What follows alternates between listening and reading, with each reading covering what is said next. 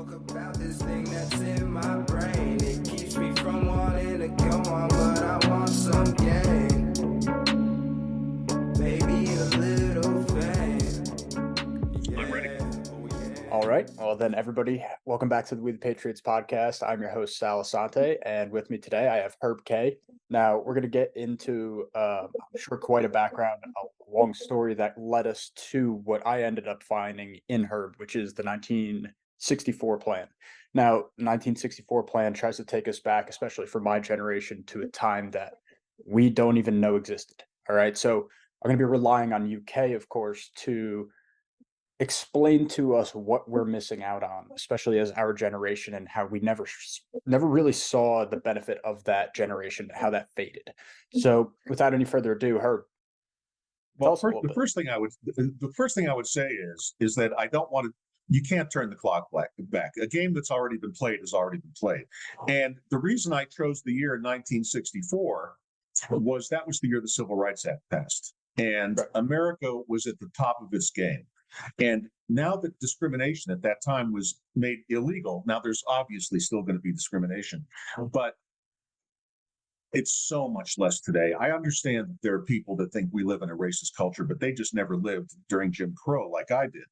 And I'm telling you, it is remarkably better, and not just in race relations, but in it's the acceptance of homosexuality. Now, I don't want to go down the gender tube. That's not what I'm here to discuss. But as far as, and by the way, I have a number of gay friends, and they never asked to be part of that club. You know, the LGBTQIA plus. Right. They're just gay.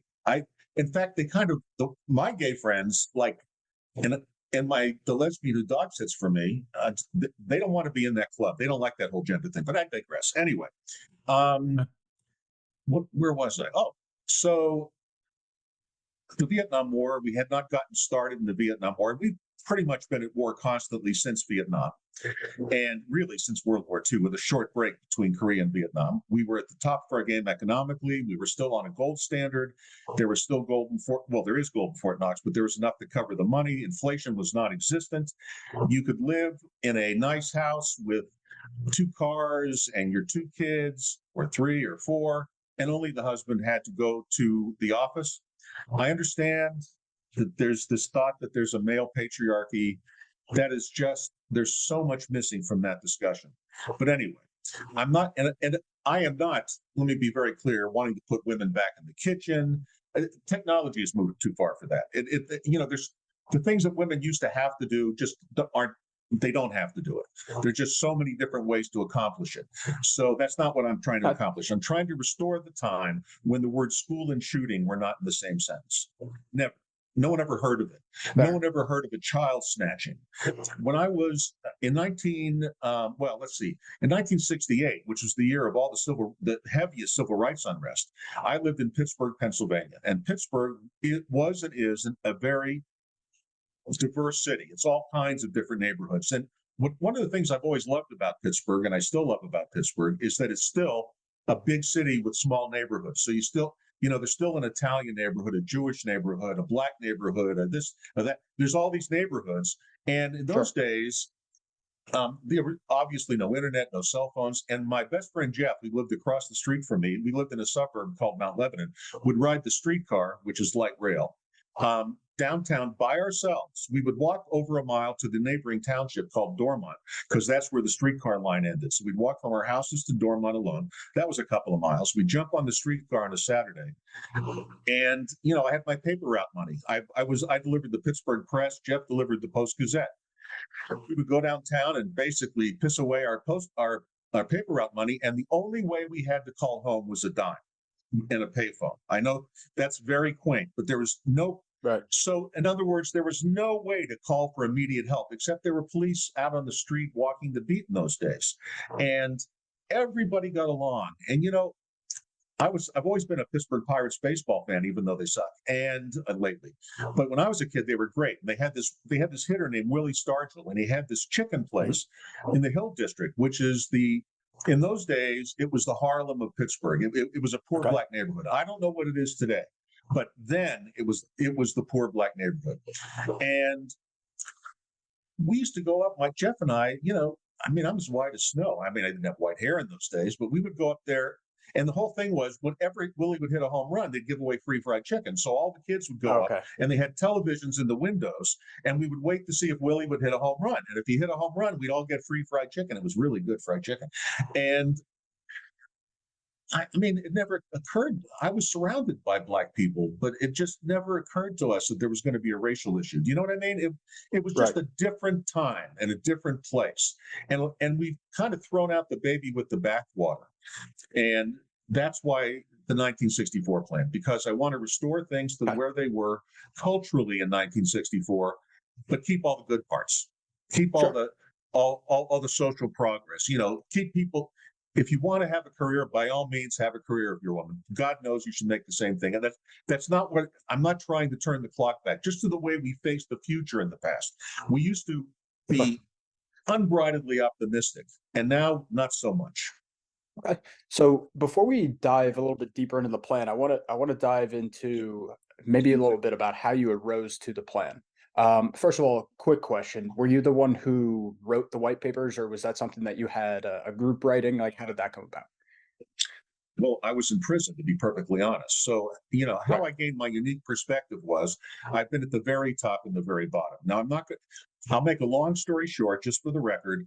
In 2008, when the real estate market collapsed, I was developing real estate in Mexico. My company was collapsed with everything else in real estate. I tried to save it. I crossed the line in trying to raise money to save it.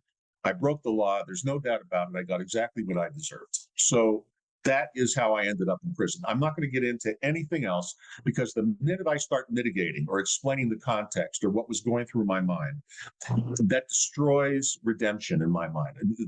That comes off as weaseling. Plus, if one of the people who I harmed, whose money I lost, were to watch this podcast, I don't want to insult them. I pay restitution to them, by the way, and I will probably for the rest of my life, which I do gladly.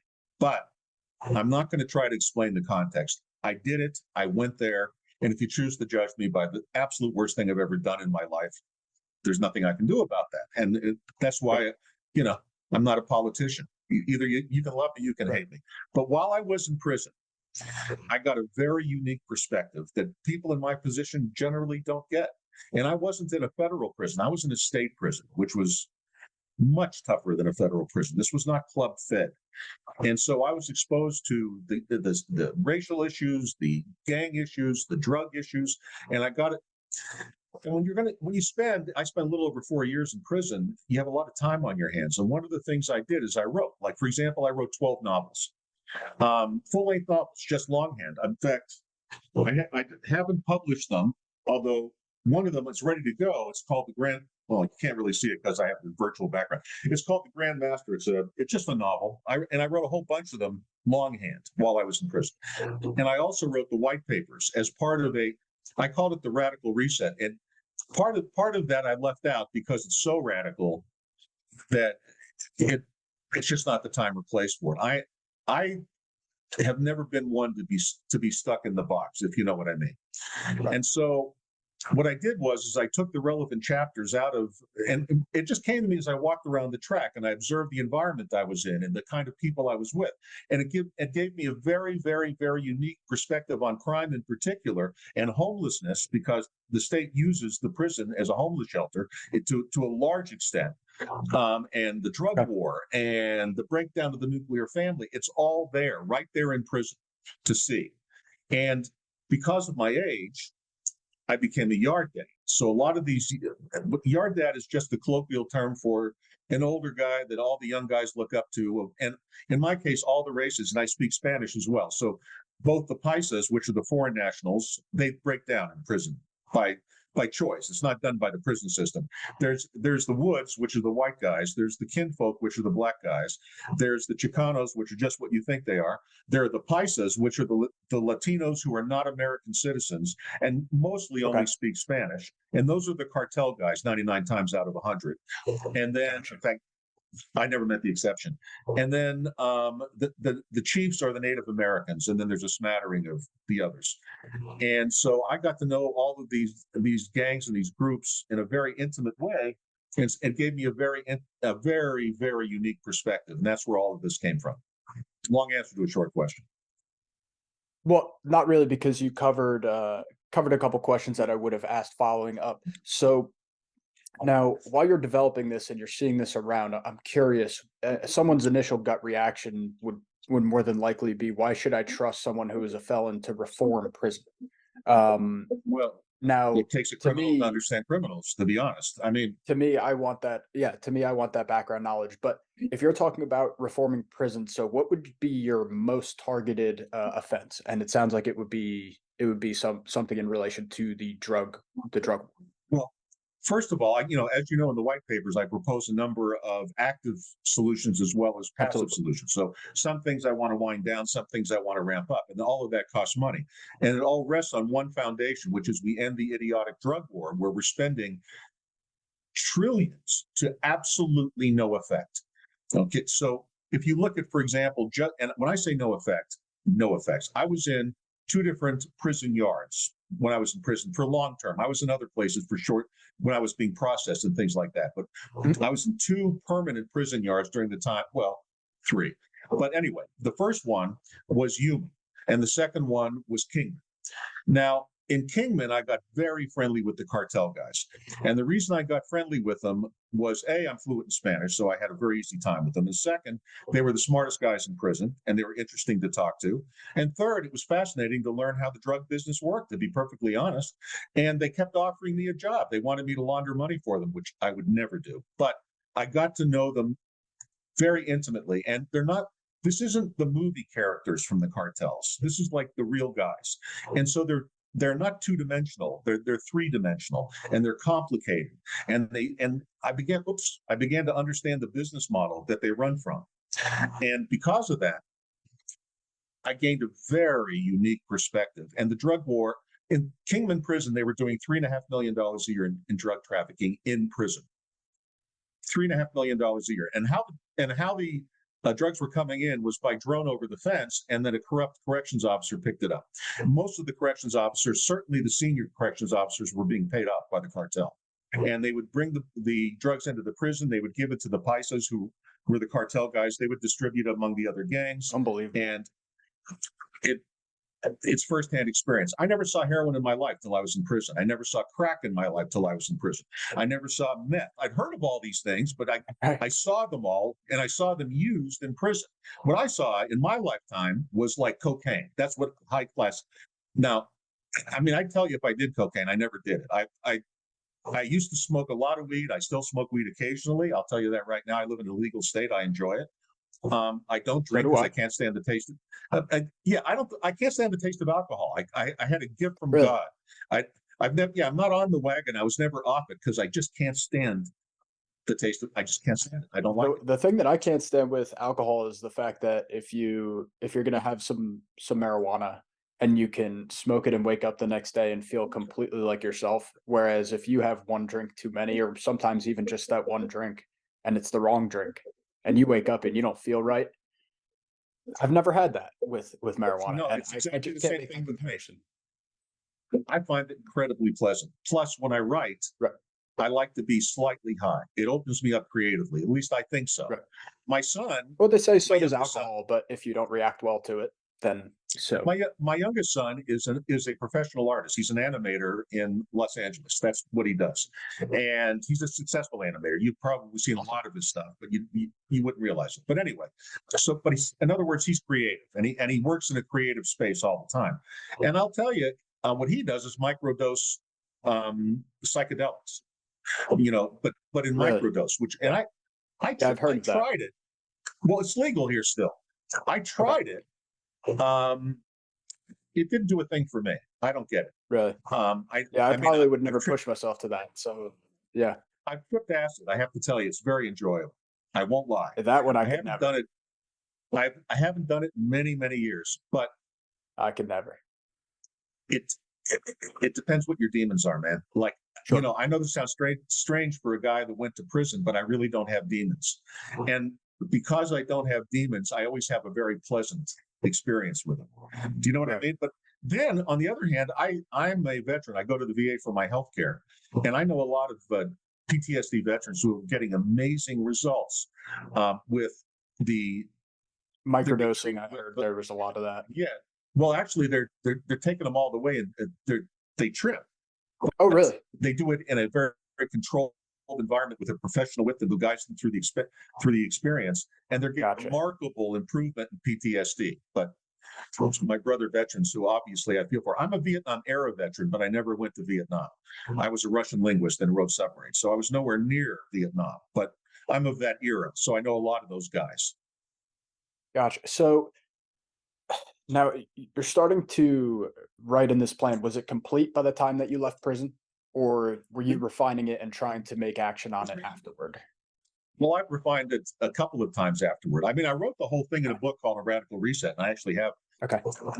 copies of it. And when I say I have copies of it, I've set it up on Amazon, but I've taken it all down until Okay. the nonprofit gets going. But the Radical Reset was the book that held all the white papers in it. These are basically chapters out of the book, and a Radical Reset is a whole concept of what comes next, because I believe fundamentally that we're on the brink of collapse. And another part of my background is financial. In fact, I have a long financial background, and I did it for many, many decades really well, before I turned into a crook. And Thanks for being so self-reflective, by the way. At least you can laugh you know, about it and be cordial. uh, there isn't an hour of the day that goes by where I don't shudder as I remember something that I've done. I mean, I physically shudder, but I can't Means you have feelings. play that game. That You only can't go tells me back. You that I'm can not. only move onward. You can only move onward, and you can only do the best that you can from that day forward. I could wallow in agony, but that's not going to get the victims of my crimes repaid. And Especially that's now not that going you're to out of make prison. No, anyone. absolutely not. No, and I mean, it's not going to make life any better for anybody else. And Correct. all I'm going to do is make I mean, not to brag, but I was a great father, not just a good one. So I have a very close relationship with all four of my children. I just have a new granddaughter who was born in August. Congratulations. Thank you. I'm blessed. In prison, I used to get asked all the time. When I walk around, I generally have a small smile on my face, like, I don't even feel myself doing it. But in prison, I used to get asked all the time, "What are you smiling about, OG?" OG, I thought, by the way, meant old guy for about 6 months till I realized it was original gangster. But anyway, I don't know what the hell. I thought they were calling me old guy. I had no idea. And then one day, I forget how I realized that I was wrong, but it looked like, oh, is that what it means? So That's I awesome. kind of like being an OG. Yeah, it was fun. When I say fun, I mean, I've been strip searched more times than I want to talk about. And it was, I'm sure. I compared it to a monastic experience. I treated the entire experience as a monastery. It was conscious. I thought about it from the very beginning, because I was in an environment where I was going to wear the same plain outfit every single day. I was going to sleep on a very hard cot for the next 4 years. I was going to have to follow rules I had nothing to do with. I was going to be routinely subjected to things that I would normally never do. And I was going to have a lot of time for self-reflection. And what else is a monastery? So I treated it that way. And I knew I had two choices. I mean, I could die or I could move on. Now, again, this is not to make an excuse for what I've done, because what I'm about to say, millions of people have gone through the same thing and not done what I did. So this is not an excuse. But I had an extremely abusive childhood. And my stepfather was a monster. And those scars stuck with me and warped me in a way that went away in prison. Prison was in a strange way, psychologically, the best thing that ever happened to me. I used to carry a lot of hatred and things. It just went away. I can't really explain why. I let it go. And it's been life changing. But anyway, that's too much about me. Let's talk about the plan. I think let's plan though. It's important though, because it's I think it gives the viewer at least a perspective as to see how you're changing, where you could have changed, and not just see that the label that could get put on you that is just felon has a plan, because that's not what it is. All felonies are life sentences. That's number one. Part of my reform is, imagine that you're not me. Okay, you're not an educated autodidact who reads everything in sight with a high IQ. Let's just imagine that most of the kids in prison aren't me. And that's kind of, and I don't mean this to be arrogant. And plus, I played the game correctly for decades. So I knew exactly what to do when I got out. I wasn't just going to sit around. But most of these guys don't have these abilities. We're all equal in the eyes of God, but we're not all equal in ability. And anyone who thinks that we're ever going to be is living in la la land. So most of these young men that I was around were just average intelligent, not stupid, not brilliant, just solid intelligence, but had been raised on the street in literal terms. There was virtually never a father involved in their lives. They themselves had started procreating at about the age of 13, typically. They bragged about how many baby mamas they had knocked up and taken absolutely no responsibility for, and couldn't understand why, because their fathers never took it for them. They didn't see it as a breakdown of morality. It just didn't occur to them. It just wasn't the environment that they grew up in. And this was universal across all the races. This was the universal unifying thing among all of the criminal class, was that overwhelmingly they came from single parent families. And then their mothers, who also grew up in single parent families, because this all started back in the mid 1960s. Another reason we started at 1964. The Great Society kicked off most of what the destruction that's come off since, which is a good example, just slightly digressing, of why the road to hell is paved with good intentions. Because I'm an admirer of LBJ. I know that he set out to do the right thing. It just didn't work out that way. So these girls grew up without fathers too. But see, as father of two daughters, I can tell you my role as a father of two daughters was to reinforce in them, and I'll do this with my granddaughter, how important they are in the world and where they stand.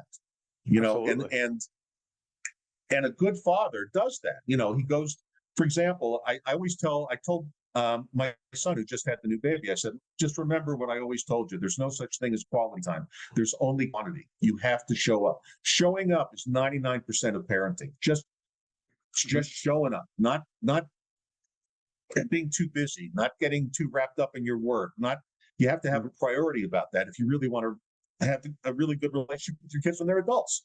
Because your children, and I know I'm slightly digressing, but children are the receptacles of all of their parents' unresolved issues. Anything that you don't resolve in your lifetime, you will dump into your children. You'll do it absolutely without even thinking you're doing.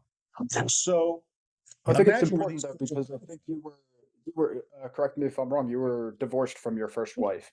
Both wives. I'm a hypocrite. I'm against divorce, and I'm divorced twice. The first time, she was an addict who ran away with another man, and there's nothing I could do about that. But look at this. But I chose her, and that just shows you how whacked out my thought process was at the time.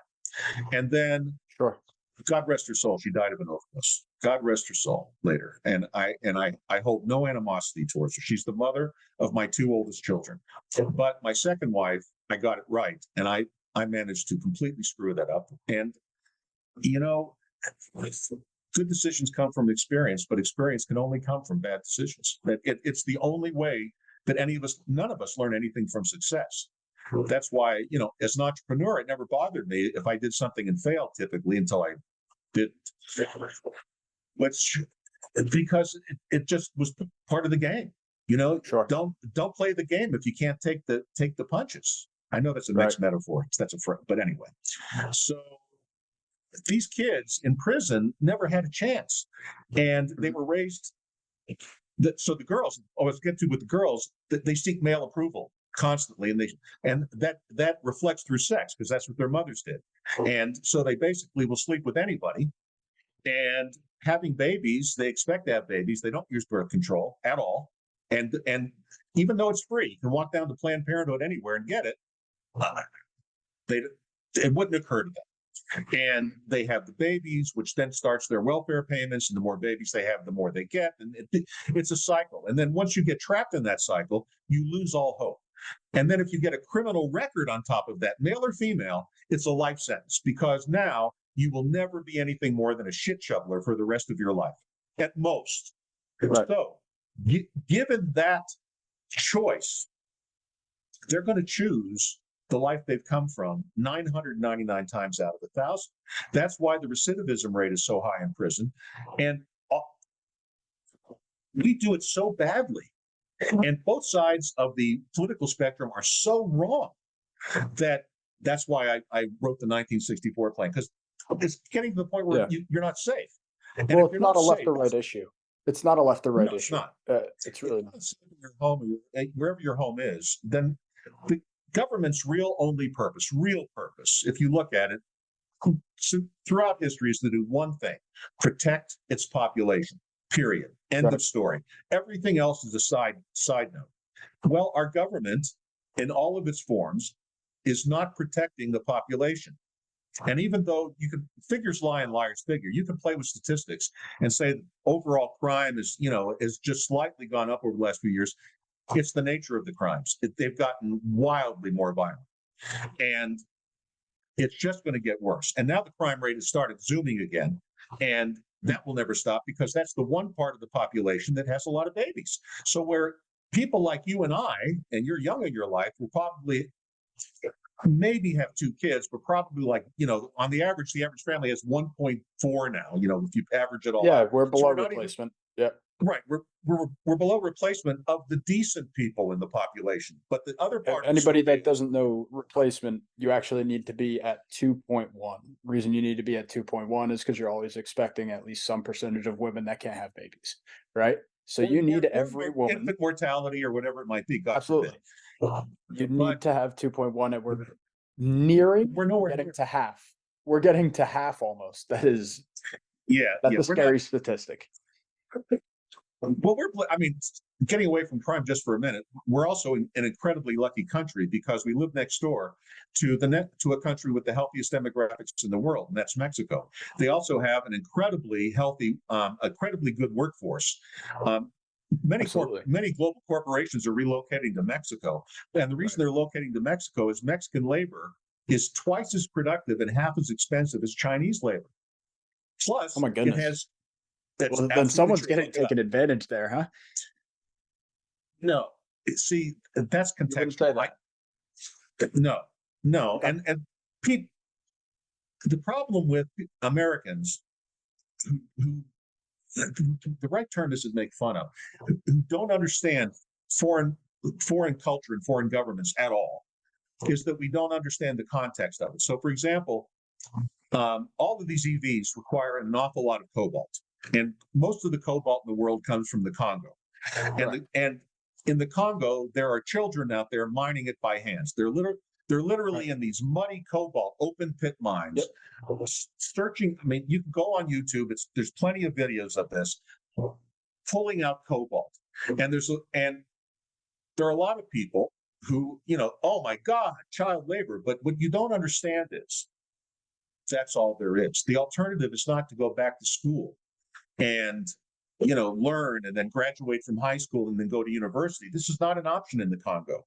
Their choice is work or starve, and the whole family stays together. The nuclear family in a poor country is always intact, because that's the only social safety net that there is that's remotely reliable.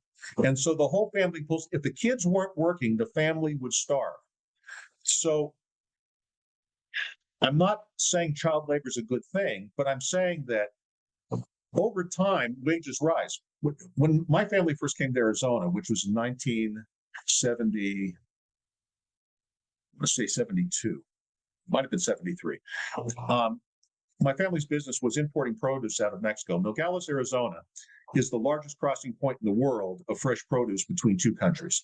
And with the MCA, the USMCA, with Canada, which is NAFTA redone in a better form, enormous amounts of produce flow across that border every day, year round. Because while the San Joaquin Valley in California is the largest growing area, the most productive growing area in the world, the second most productive is in Sinaloa and Culiacan to the south. And there are enormous, operations down there. But back in the day, when the peso was toilet paper and their country was in a single party system and the free press didn't exist and it was crony capitalism, there was no middle class. But that's all changed. Beginning in 1994, when who was Carlos, their first decent president, Carlos, my God, I can remember his first name. I'm having a senior moment. I know it as well as my own. But anyway, they finally got a decent president. He called in all the Carlos Salinas. There you go. When Carlos Salinas became president, he was from that single party, but he had a whole new game in mind. And he's the Abraham Lincoln of Mexico. Am I boring you with this? That I went off into No, this tangent? I'm curious. I really want to know because Okay, yeah, I mean, in a way, Salinas you're talking about very went to cheap Harvard. labor. Yeah, Okay, so Salinas went to Harvard, yeah, and he understood free market economics. And so when he took office, the peso in those days was 800 to the dollar. They had an incredible inflation problem.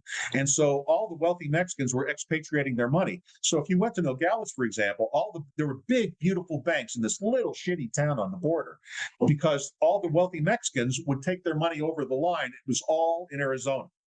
But a country can't grow unless its own people are investing in it. And Salinas right. understood that. So he called in the old peso and he issued nuevo pesos. They were NPs at first. Now they're just pesos again. But he pegged it to the dollar. That's since been moved a little bit, but not so much. So the peso is still roughly, when he did it, it was 10 to 1. Now it's like 20 to 1. But as Latin America goes, that's as stable as a currency could ever be. That's really remarkably stable by Latin American standards. Knowing my knowledge of Brazil's high, yeah. Yeah, Argentina, and I mean, I could go down the list. So Don't talk about Venezuela. Venezuela, they hyperinflate. That's what they do. So, and we're going to have a problem with this. This is where our problem is going to come from. This is where we're headed. Yeah. Explain. Well, I'll get there in a minute. So, I'm getting into finance, which has nothing to do with. I hope we have enough time to get to the plan, but here we go. So I'll just finish absolutely. I think we're headed on a good track. Okay, he issued the new pesos. The new pesos held value that gave people confidence again. He began denationalizing industries. And most importantly, he did away with the dedazo. Now, the dedazo is the point in Spanish. And it used to be that the president served 6 years in Mexico, one term. They used to steal, they still do. They steal as much as they possibly can.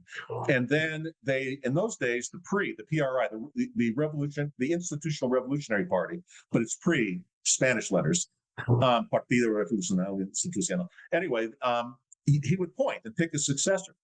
Well, Salinas didn't do that. And he didn't rig the election. Now, his successor was a man named Luis Donaldo Colosio, who was assassinated, and then during the campaign, which never happens in Mexico. It's just so rare that happens. But he's the Kennedy of Mexico. They're still talking about who assassinated Colosio down south. But then came in the president's name started with a Z. He was a decent president too. But anyway, they've had a succession, and then Vicente Fox from PAN, which is the Mexican equivalent of the Republican Party, and they've even denationalized to a large extent the oil company. Although the current president is a leftist and trying to renationalize it, but it's not a dictatorship anymore, and he can't just do what he wants to do. And he tried to pass a constitutional amendment the other day to give him more power, and the voters voted it down. So.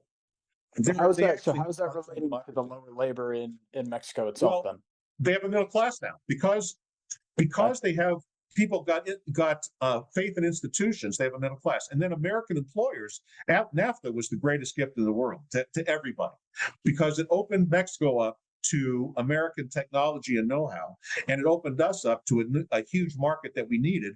Plus, with our decaying demographics, if we don't import labor from Mexico into the United States, we're screwed. I mean, I hate to say this, but we've got the border issue completely backwards. What we need to do is control the border, not close it. You're not going to close a 3,000-mile border. You can control. And frankly, we had it controlled under Reagan.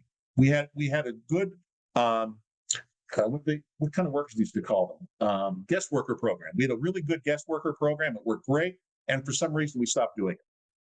Why? Yeah, I think we need to get back to it, and we need to decentivize definitely the coyote lifestyle. Like, I can't imagine how much they're profiting off of this are taking advantage.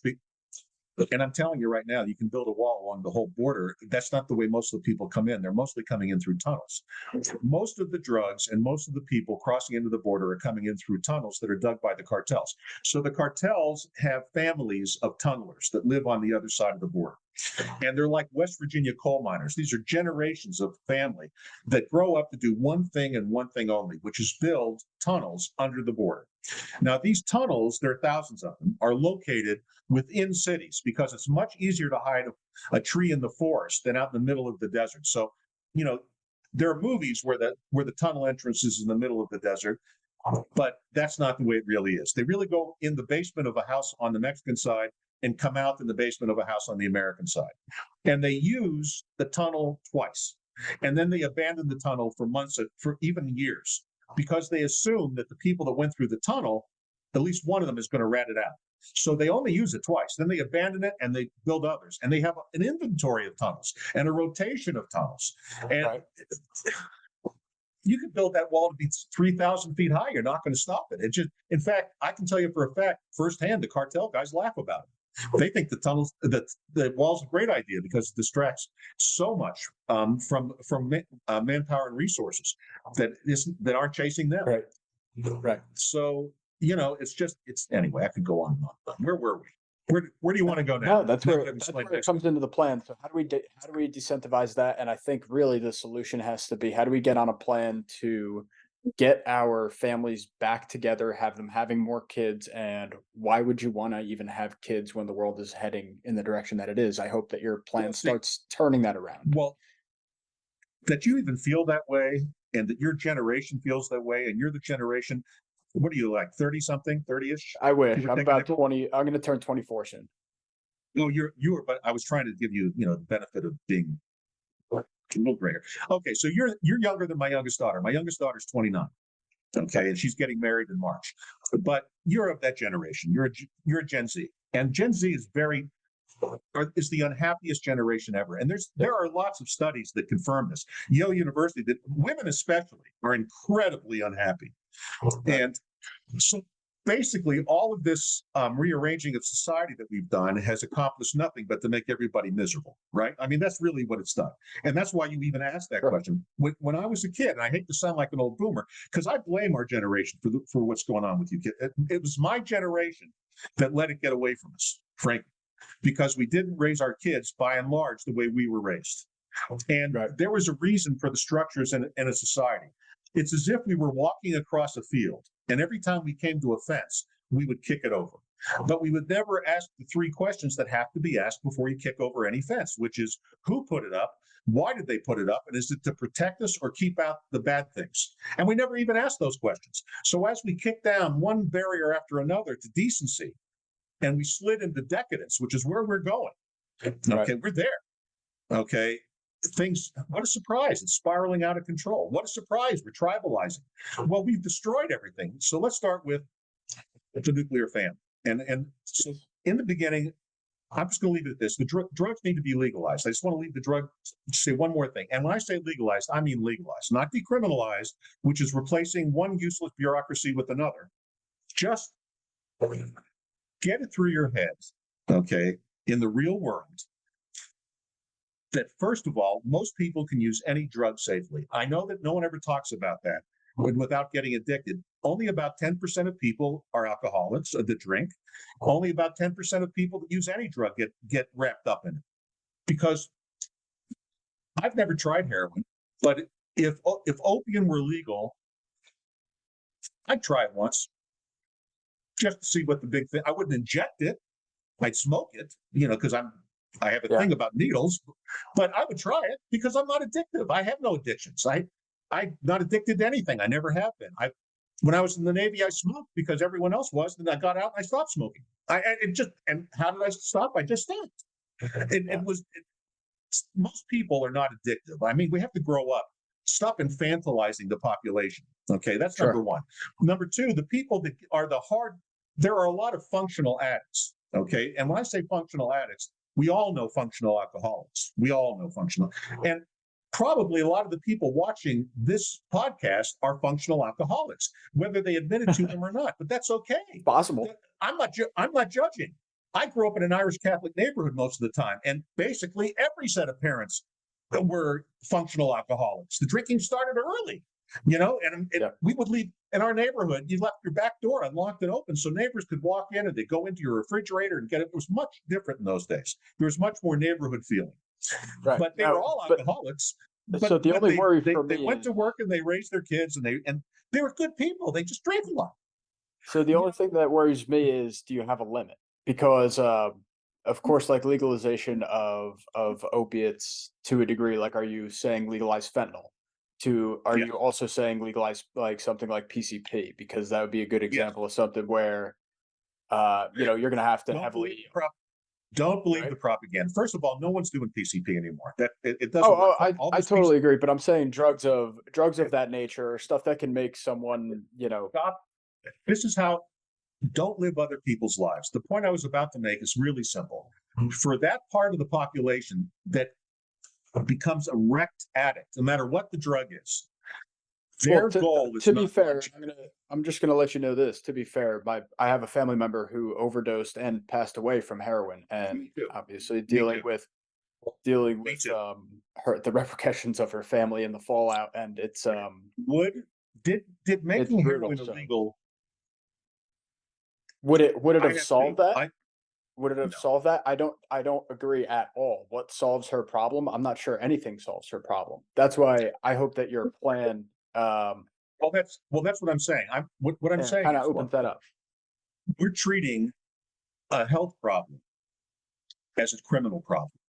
So I've had firsthand experience with addiction in my family as well. And I'm not going to Right. say who it was or anything else. And like I said, my first wife died of an overdose. And while we weren't married, I didn't hate her. She was the mother of my children. And the fact that she cheated on me, I forgave that. Okay. Because for the children's sake, we had a decent relationship. So I understand what it looks like. It was horrible when she overdosed. It put scars on my children's backs that didn't have to be there. But making it illegal would illegal makes no difference. It just makes the drug expensive. So Right. here, let's use heroin and fentanyl, which are the first two you brought up as an example. I think those are good examples because it's currently what happened, and kind of the transfer, as I talked to an addict previously on the show, the transfer of heroin to more fentanyl on the street was cost reasons, which would make sense. An addict would Well, want. it's actually it's not cost so much as interdiction. So first of all, the drug war shuts all competition out of the drug business. Only the cartels can afford to import drugs because of the interdiction cost involved. So a small producer who could produce heroin is, and I'm going to use that as the base example because that's where we're going with heroin in the opiate Yeah. Yep. business. That Okay, would be our heroin, best example, I think. to produce heroin and make 100% profit. In other words, you cover all of your costs, all your promotional costs, your production costs, your material costs, recover all of that, and to make 100% profit, which is a terrific profit margin, much higher than Right. Pfizer makes on a typical drug. After it's out of patent, because remember, heroin is not patented. You could make it as cheaply as aspirin. It's been around too long for the formulation to be patented. So you could sell it for 5% of its cost. So number one, instead of it costing more money than the addict can earn, thereby pushing the addict into illegal operations. So in other words, if you say how many people are in prison to a drug police person, how many people in prison are there for drug-related crimes, they'll say about 35, 36%. But that's a case of figures lie and liars figure. Because all those other guys that are in there for violent offenses and robberies and thieves, they're all drug addicts too. And I was going to say the intermingling there. The intermingling is very almost 100% drug-related crimes, especially really in state prisons. Yeah, in federal prisons, they get the congressmen and the white-collar guys mostly, but in state prison, it's mostly the violent guys, the thieves, and the drug addicts, and that kind of thing. I knew a lot of murderers, but I knew them on their way out. Guys that had, anyway, neither here nor there. I didn't know any serial killers. Don't even ask me those. I don't know. I was nowhere near death row, thank God. Yeah. I don't know any. I have no story about death row guys. Happily, they segregate those guys. So because they have nothing to lose, you don't want to be around a guy with a life sentence with no possibility of parole or a death sentence because he'll kill you as soon as look at you. Yeah, what if he's your roomie? And you say the wrong thing tomorrow night? Yeah, he'll kill you as soon as look at you. Yeah. And so let's go to the violence. In an I illegal, have one question before before we moved off that, because I had just one really specific question. Was in your prison, was there any child molesters or rapists, and were they looked at differently and kept no, separately at all? no. Well, they're segregated into their own prison. And the reason for that is that among the normal prison population, the general prison population, there is a startling amount of child abuse survivors, incest in Oh, okay. particular. Okay, it's startling how That much of makes it there is. that makes a lot of sense. These men are very angry about it, and they carry that like a burning pool of I'm molten sure, lava. like once they find out, they must be livid. The first thing the first thing that happens when you're a brand new inmate coming into a prison is whoever the boss is for your race is going to check your paperwork. So you carry with you your file, your court papers, and all the you have it with you because that proves you're not a snitch, right? It also proves that you're not in for a sex crime, because if you were in for a sex crime, including rape, child molestation, anything like that, they'll kill you. You wouldn't last on the now. I Right. would, on That's one what I hand, was asking. I mean, I personally think it would be a public service. But having said that, they do segregate them. So I never met.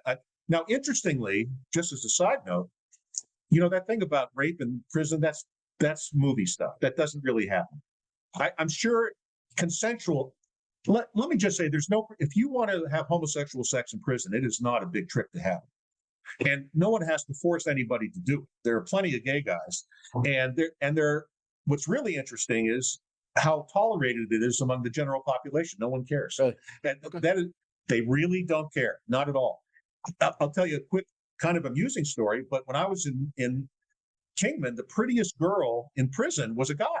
Was this Paisa guy that he was from El Salvador, and he was a real honest to God transsexual before it became hip. And he had his hair pulled back in that Latino way where it was shiny. And he had very feminine features, and he was very small. He was maybe 5'3" or 5'4" and very petite. And you had to force yourself not to look at him because he was beautiful. And there's only one way to say it. I mean, look, I'm as straight as an arrow, but the guy was beautiful. I don't know any other way to put it. This was not Bruce Jenner. I mean, this was a guy that you would have never known this was a man. Never. Right. By the way, he had his job. He was a man, but he absolutely, and it was, he would sew up his prison outfits to be tighter and things, and everyone just tolerated it. It was fine because, not to be blunt, but I'll be blunt, he was blowing half of the Pisces. There's something cultural among the Pisces, the foreign Mexican guys in particular. When they're in prison, the boundary to what is heterosexual and homosexual for a lot of them just goes away. Right. And it's a cultural thing. So Again, didn't participate, just aware of it. But the bottom line those is Pisces, no one has those to force are anybody. but those Pisces, those are generally, like you said earlier, those are the drug traffickers, right? Or the Sure, cartel guys. sure, yeah, So yeah. They're mostly how do cartel. we- so The bosses, the big management, or the grunts. Go ahead. so how would the drug legalization, how would that affect prisons in your view? It would empty. What It would empty the prisons. Okay, so number one, people that are in there for possession and sale should be pardoned and their records expunged when drugs are made legal, because they're only selling. Remember that the vast majority of these hardcore addicts that are using this, and I realized that on TV. I just saw the show on Netflix about the family that did the OxyContin thing, and the name of that, I forget the name yes, of the drug yeah, company. yeah, yeah. Yeah, you know what I'm talking about. Oh my goodness, it's the Sackler family, isn't it? The Sackers, right? And Yes. I watched it, and by the time it was over, I hated them. I hated them like I've never hated anything in my life. Oh, that Um, Netflix crew can make you hate anybody or love anybody. However, the central story was the guy, Taylor Keach, who used to play, he was on Friday Night Lights TV show, and then he was on that, he was the guy with the lead in Battleship. I mean, you'd know him to see him. Played this body shop owner and automobile garage owner that is hurt in an accident on site, and his doctor gives him OxyContin, and his life spirals out of control, and by the time it's over, there's no happy ending to this at all. This ends badly. That's a Hollywood creation. So if you look at 10 people that go into rehab for opiate abuse, 8 out of 10 of them are heroin addicts that never use OxyContin, and the 2 that are using OxyContin transitioned to it on the street because it was cheaper to buy it than to buy heroin. Almost nobody. What's interesting is, as the number of OxyContin prescriptions has gone down, the rate of opiate deaths has stayed the same. So really, I'm not making an excuse for the Sacklers, but really what we're really doing is making it difficult for the vast majority of people who used it the correct way, because it's the one thing that gave them relief. Now they're suffering. And they're suffering because of propaganda, not because of reality. Now, look, I am not advocating drug use in any way, shape, or form. I'm saying that fentanyl is only being used because it's easier and cheaper and smaller to smuggle across the border. And in a free and open legal market, it wouldn't be used at all. And if there was competition, just because you would be able to go get Oxy if you wanted it, you wouldn't have to resort. Walk into Walgreens and buy it off the shelf. That's how it should be. It should be available. I mean, obviously, an age restriction, obviously, and obviously a lot of obviously a lot of anti-drug education, and obviously, but let me give you the bottom line here. And by the way, there is a real world example of this almost, and they did it sort of halfway. They only decriminalized, but Portugal's violent crime went from the highest in the Western world to nearly zero. They're the safest country in the West, period. The safest city at night to be in the world is Lisbon. Okay, the number of opiate deaths per capita, in other words, if you compare it to how many deaths per million people of opiates, 6 people per million die of opiate or drug-related deaths in Portugal. In our country, it's 62. Okay, we have 10 times the per capita rate of death of Portugal with our illegal drugs, and Portugal made all drugs, and you can use them if you want them. And it works, and it'll work here. And what it will do is, number one, first of all, there are 3 things that a state spends money on primarily: education, infrastructure, and prisons. Now, every state, Republican or Democrat, blue or red, it doesn't matter, always needs money for the 2 most important things, which is schools and infrastructure. For prisons, they're forced to do, but it's become an industry. In Arizona, I'll use my state because I just know its numbers off the top of my head. We spend $1.1 billion a year on prisons. If drugs were legal, that's a budget. We would save $800 million a year. And with that $800 million a year, we could do a lot of very cool things. Now, depending on imagine you do that in every state. Yep. So number one is the drug war has to end, because to do all the other things I'm talking about, some of them take money, but I am not a big advocate of printing more fiat currency. We get rid of the drugs. You have all that money that's on the table now. You make that estimate. So what are we going to use that money for now at that point? Or is there more cuts to come before you're spending? No. So, well, there are more cuts to come. We'll get to that in a minute. So the first thing, let's talk about the traditional nuclear family, because that's really well, that's the core of the prison reform, right? So that was my next question. Virtually almost all mass shooters are products of single parent families. Not all, but almost all. Almost all serial killers. Okay, heavily single parent family situations. So it's not that everyone who grows up in a single parent family turns out bad. That's not what I'm saying. Which is what they always, when someone argues with me, they try to pin it on herring. Well, it's a red herring argument. I never said that. I'm just saying, the statistics are higher. If you're going to look at it on a plain sheet of paper, the people who have stayed together, they are going to have a much less rate of committing violent crime. And it's causative. It's not a correlation. It's a cause. So let's talk what destroyed the traditional nuclear family.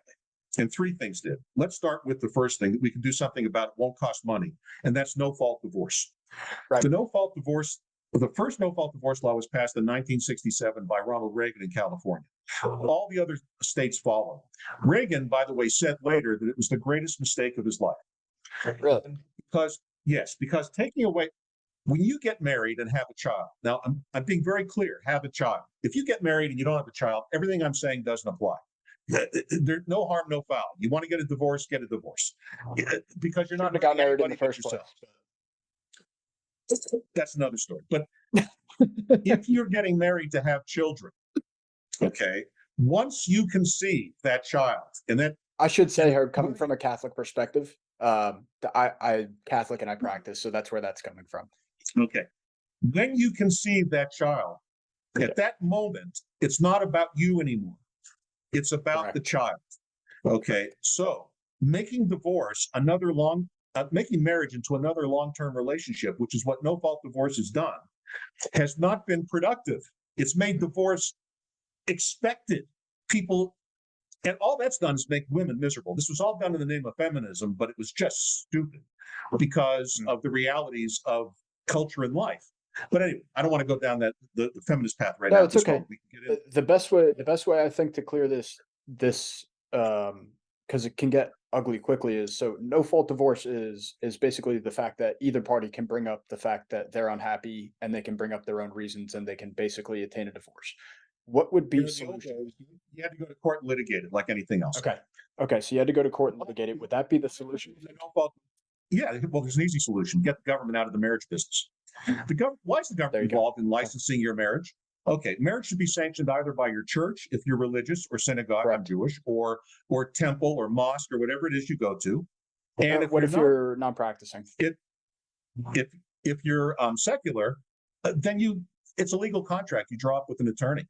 And no one's going to sign a contract that doesn't protect them. The government doesn't need to be involved in this. There will be family practice attorneys by the hundreds of thousands who will have marriage documents ready to go. It'll be on LegalZoom. But no one's going to sign a marriage document without protecting themselves. And that's what it ought to be. Okay. Now, those of us who practice religion, and you as a practicing Catholic, marriage is forever. And for practicing Jews, you have to get a get, which is you basically have to crawl on your hands and knees to a panel of rabbis because this is not to hurt you. Movies make it seem like it's to hurt you. What it does is protect the culture and the society. Okay, it's good for everybody, and it also prepares you for that inevitable, like in sick and in health, it could not be more obvious what it's trying to say. It's not just talking about when you get sick and get the flu. It's talking about when things don't go well in the relationship. You ride it out. Not only do you write it out, you don't make little, for example, it is not child abuse for the kids to see their parents fighting. Part of childhood is learning how to be an adult. They're going to fight with their spouse one day, same sex or not. And doing it healthily in front of the kids and not exploding. And look, if daddy or mommy are alcoholics, as long as they're functional alcoholics, so what? I hate to tell you that, but that's not grounds for divorce. It's grounds for divorce. Statistics. If mommy is sleeping under a bridge, at night with the homeless, that's a different story. And if domestic violence, first of all, let's get clear on domestic violence. 80% of police calls for domestic violence is the woman beating up the man. 80%. I want to make that very, very clear because men do not generally strike women. Virtually every man raised by a single mother or two parents learns that lesson. You don't strike women under any circumstance. And there's a reason for that. Even a 66-year-old man, I'm in reasonably good shape for 66, but if I hit a 21-year-old woman, I could kill her. Okay. Now, and I know that. I'm just because I'm a man and I have the bone structure of a man and I'm 6'3" and I could kill her. So there is no circumstance under which I would hit a woman. And that's true of my sons, and that's probably true of you and your brothers and sisters and cousins. Men don't hit women for that reason. Women hit men all the time because they know that generally there will be no retribution. The other part of that statistic is 100% of domestic violence involves alcohol. 100%. Okay, so we need to do a little contextualizing around domestic violence. Now, if there is a man, and there are these men, who are beating the snot out of women, out of the mother, that is absolutely grounds for divorce. Okay, that's 100%. Not what I am not. That is not the environment you want to raise your children in. I concur. Society would concur. But any good attorney would write that into a contract. If you lay a hand on her, she gets everything, buddy. That's going to be part of the contract. Right. And it protects the women. It protects the women. Okay, no fault divorce screwed women. In the old days, I know there's this myth that our entire culture is built on a patriarchy, but it's bullshit. The reason there was a patriarchy for the first 10,000 years of human civilization is because the jobs that men do are too dangerous, too physical, generally speaking, for women to do. And there was no middle class, and there were no white-collar jobs until the 20th century and the advent of fossil fuel-driven technologies. Until then, most people worked in agriculture. And I'm sorry, 80% of the population worked in agriculture. The other 20% did heavy labor, blacksmiths and all that kind of women. They can't do it. Sorry, that was the reason the family broke down that way. Plus, until the advent of antibiotics in the 20th century, again driven by fossil fuel-driven technologies, until that happened, 30% of women died in childbirth. Okay, Absolutely. I mean, not necessarily in the first one, but very few women got all the way through to the end. Very few women. I mean, God bless her. Queen Victoria had 16,000 children. I think there was actually 13. I'm not 13,000, like 13. But yeah, why did she make it so well? Partially, she had great genes. Partially, she had the best medical care in the world. She was the Queen of England. But most people lived in the gutter. There was no middle class to speak of at the time. Correct. And so you were the top of the patriarchy was it was done to protect the women and the children. It wasn't to keep them down. It was to protect them. It was the exact opposite of this bullshit history that people, anyway. Well, I think part of that is acknowledging, and obviously this is a part of your plan, because you have to acknowledge the distinct differences between men and women, right? And it goes down to the genes. It goes down to the pure differences between the sexes, and acknowledging that it doesn't diminish the value of a woman or devalue a man. It just lays out that there's certain things that you need to acknowledge physically about men and women that are different. A woman is never going to play linebacker for the Giants. Just not going to happen. Right. Okay. It's just not going to. Unless she wants to die. Yeah, she'll be dead. I mean, they're just certain things. Correct. I don't know why that's hard to get. Okay. So number one, we have to get, if we simply get the government out of the divorce business, no fault divorce goes away, because no one in their right mind would sign that contract.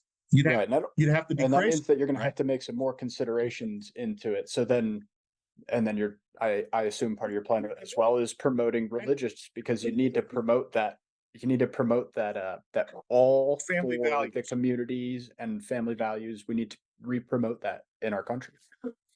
I consciously designed the 1964 plan on stoicism and objectivism. And the reason I use those two philosophies was I do understand that the secular movement is larger than it's ever been. And if we can't get people back into church, and when I have this discussion, look, I'll be honest with you, I'm a Jewish agnostic. I'm not sure. Maybe there's a God, maybe there isn't. Judaism does not put a lot of emphasis on afterlife. Unlike Christianity, Jews never talk about afterlife. Heaven is not a thing with Jews. And there's no hell for Jews. There's no hell, there's no Satan, it's just a very different life thing. But that's not, but I'm a Jew because the whole cultural structure and religious structure and the rules, what chosen people means, and people never get this, we weren't chosen to be special from God. We were chosen to bring God's laws to the rest of the world. So when Moses came down from Sinai and handed down the 10 Commandments, he was fulfilling the Jews as the chosen people. He brought God's laws to the people. And over the years, Jews are big into the law. That's not some kind of coincidence. We invented it, basically. And no society can operate without laws that people voluntarily adhere to, because you can't have the police everywhere unless you're a Nazi. But so number one is we got to restore the nuclear family. And when they read the white paper, they'll get more of that. Let's move on to number two. The number two cause of the destruction of the nuclear family was the birth control pill. Now, I want to make very clear. Yeah, this is huge. I want to make this very clear. I am not advocating making the birth control pill illegal. I'm saying drug legalization. I was going to say that pretty hypocritical. No. In fact, I don't think there should be. I mean, I'm pretty libertarian in my thought process. I don't think prescriptions are necessary. I don't think normal people take drugs heavy drugs without asking their doctor in the first place. It just makes things unnecessarily expensive. But having said that, back to the birth control pill. Stay on subject. So prior to the birth control pill, and again, you're Gen Z and I'm a boomer, but when in my generation, most women married as virgins and most men married very sexually inexperienced or virgins. Now, it's not that they didn't do heavy petting. I mean, what is sex? I can tell you that in high school, without becoming graphic, we did everything but sex. You know what I mean? Right. So was it sex? Sure. Okay. But at the very same time, there's a reason for society's hypocrisies. I'm sorry, but there is a reason. Sometimes you don't we all have our freak flag, but you don't necessarily have to let it fly. Everyone doesn't have to see your freak flag. Everyone has one. Don't share it. Okay. And that was one of those things. Everyone knew that, I've touched plenty of girls where I shouldn't when I was in high school and vice versa, and it was fun. And then the sexual revolution came, and then everyone had sex all the time, and I was there, and it was really fun. But here's what happened. Okay. Another protection of women went away. So women suddenly could have sex as readily as any man. That's why if you go on TikTok now, everyone's talking about body count. What's your body count? Look, I'm not a prude when I tell you that what this does, when a woman has a lot of sexual experiences, she begins, and this has been proven in study after study after study, she begins getting an unrealistic view of what's out there and who's to marry. And they put it off. And they keep thinking, well, this guy. Well, it also starts to, if they ever do settle down, correct me if I'm wrong, I'm pretty sure study after study has shown them the more partners that a female has had, the worse that her treatment towards her inevitable husband is, and the higher rate of divorce as well.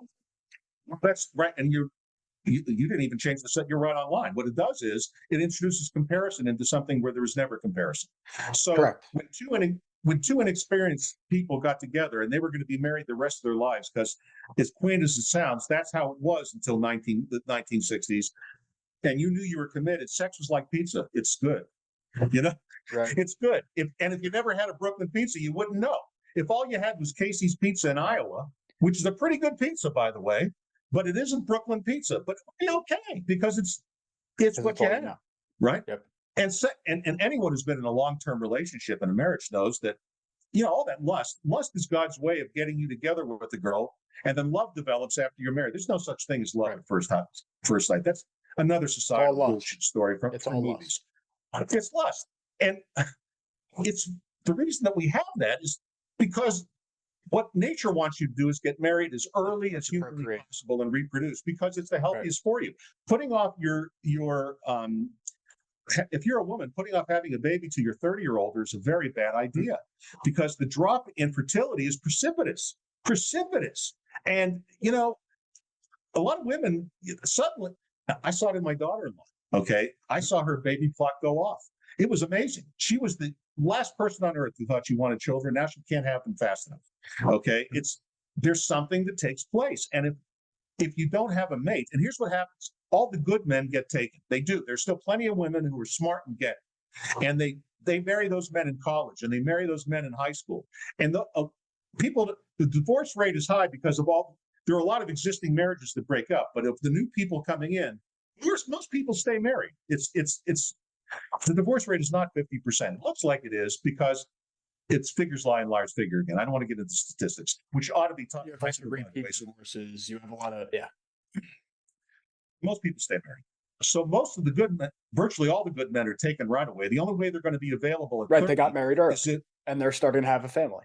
Yeah, and they're committed to their wives, and they still go to church, and they still believe in traditional values. Not that they aren't hypocrites like everybody else. Not that there aren't things going on in the back. There is a reason for culture's hypocrisies. I'm sorry, there just is, and there are a reason for these fences to be up. And who are we to think 10,000 years of civilization is suddenly invalid? Suddenly 10,000 years of civilization doesn't work anymore. Okay, so we're not going to do anything about the birth control pill, but what we can start to do is teach chastity in school. I was going to say, so now you just need an information campaign, and it needs to be one the same way we did for smoking. Statistics. Yep. We took smoking from 100% almost down to about 30% just through education.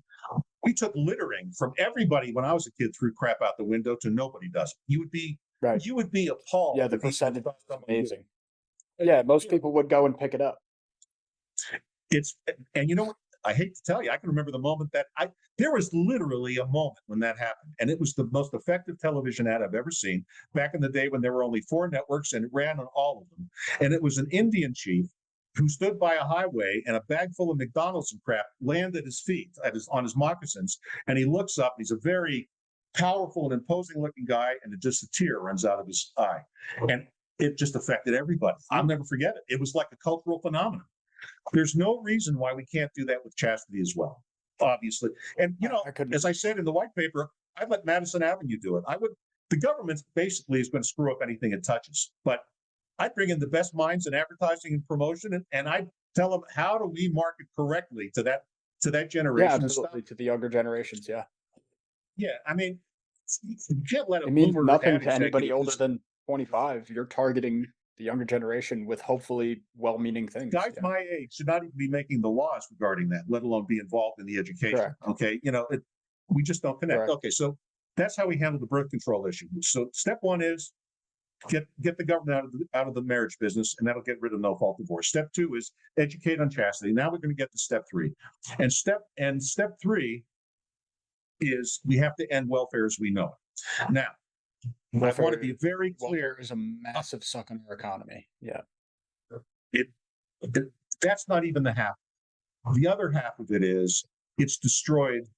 It is the largest contributory factor to destroying the nuclear family, more than the other 2 combined. It's got to be one of the highest divorce rate contributors. Welfare, AFDC is what welfare is, aid to family with dependent children, pays you to have, it only pays you if you have children without a husband at home, if you're a woman, and it pays you more the more children you have. I mean, could you design a more destructive program? And the wealthier that your ex-husband was. Let's just... Exactly.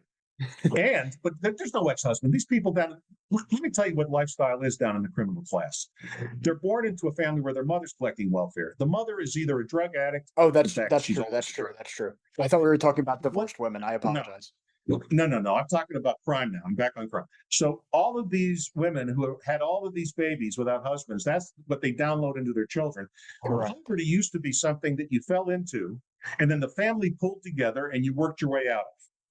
What it's become now is a lifestyle, and it traps you, because when you add up AFDC and SNAP, which is what we used to call food stamps. SNAP is the food, right?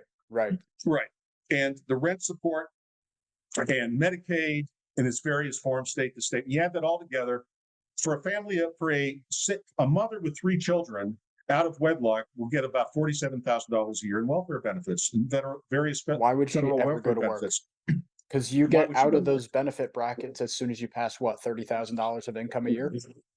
Yes. And now we get to the second thing, which is, not only is that a huge disincentive to work, but it's an incentive to have more children.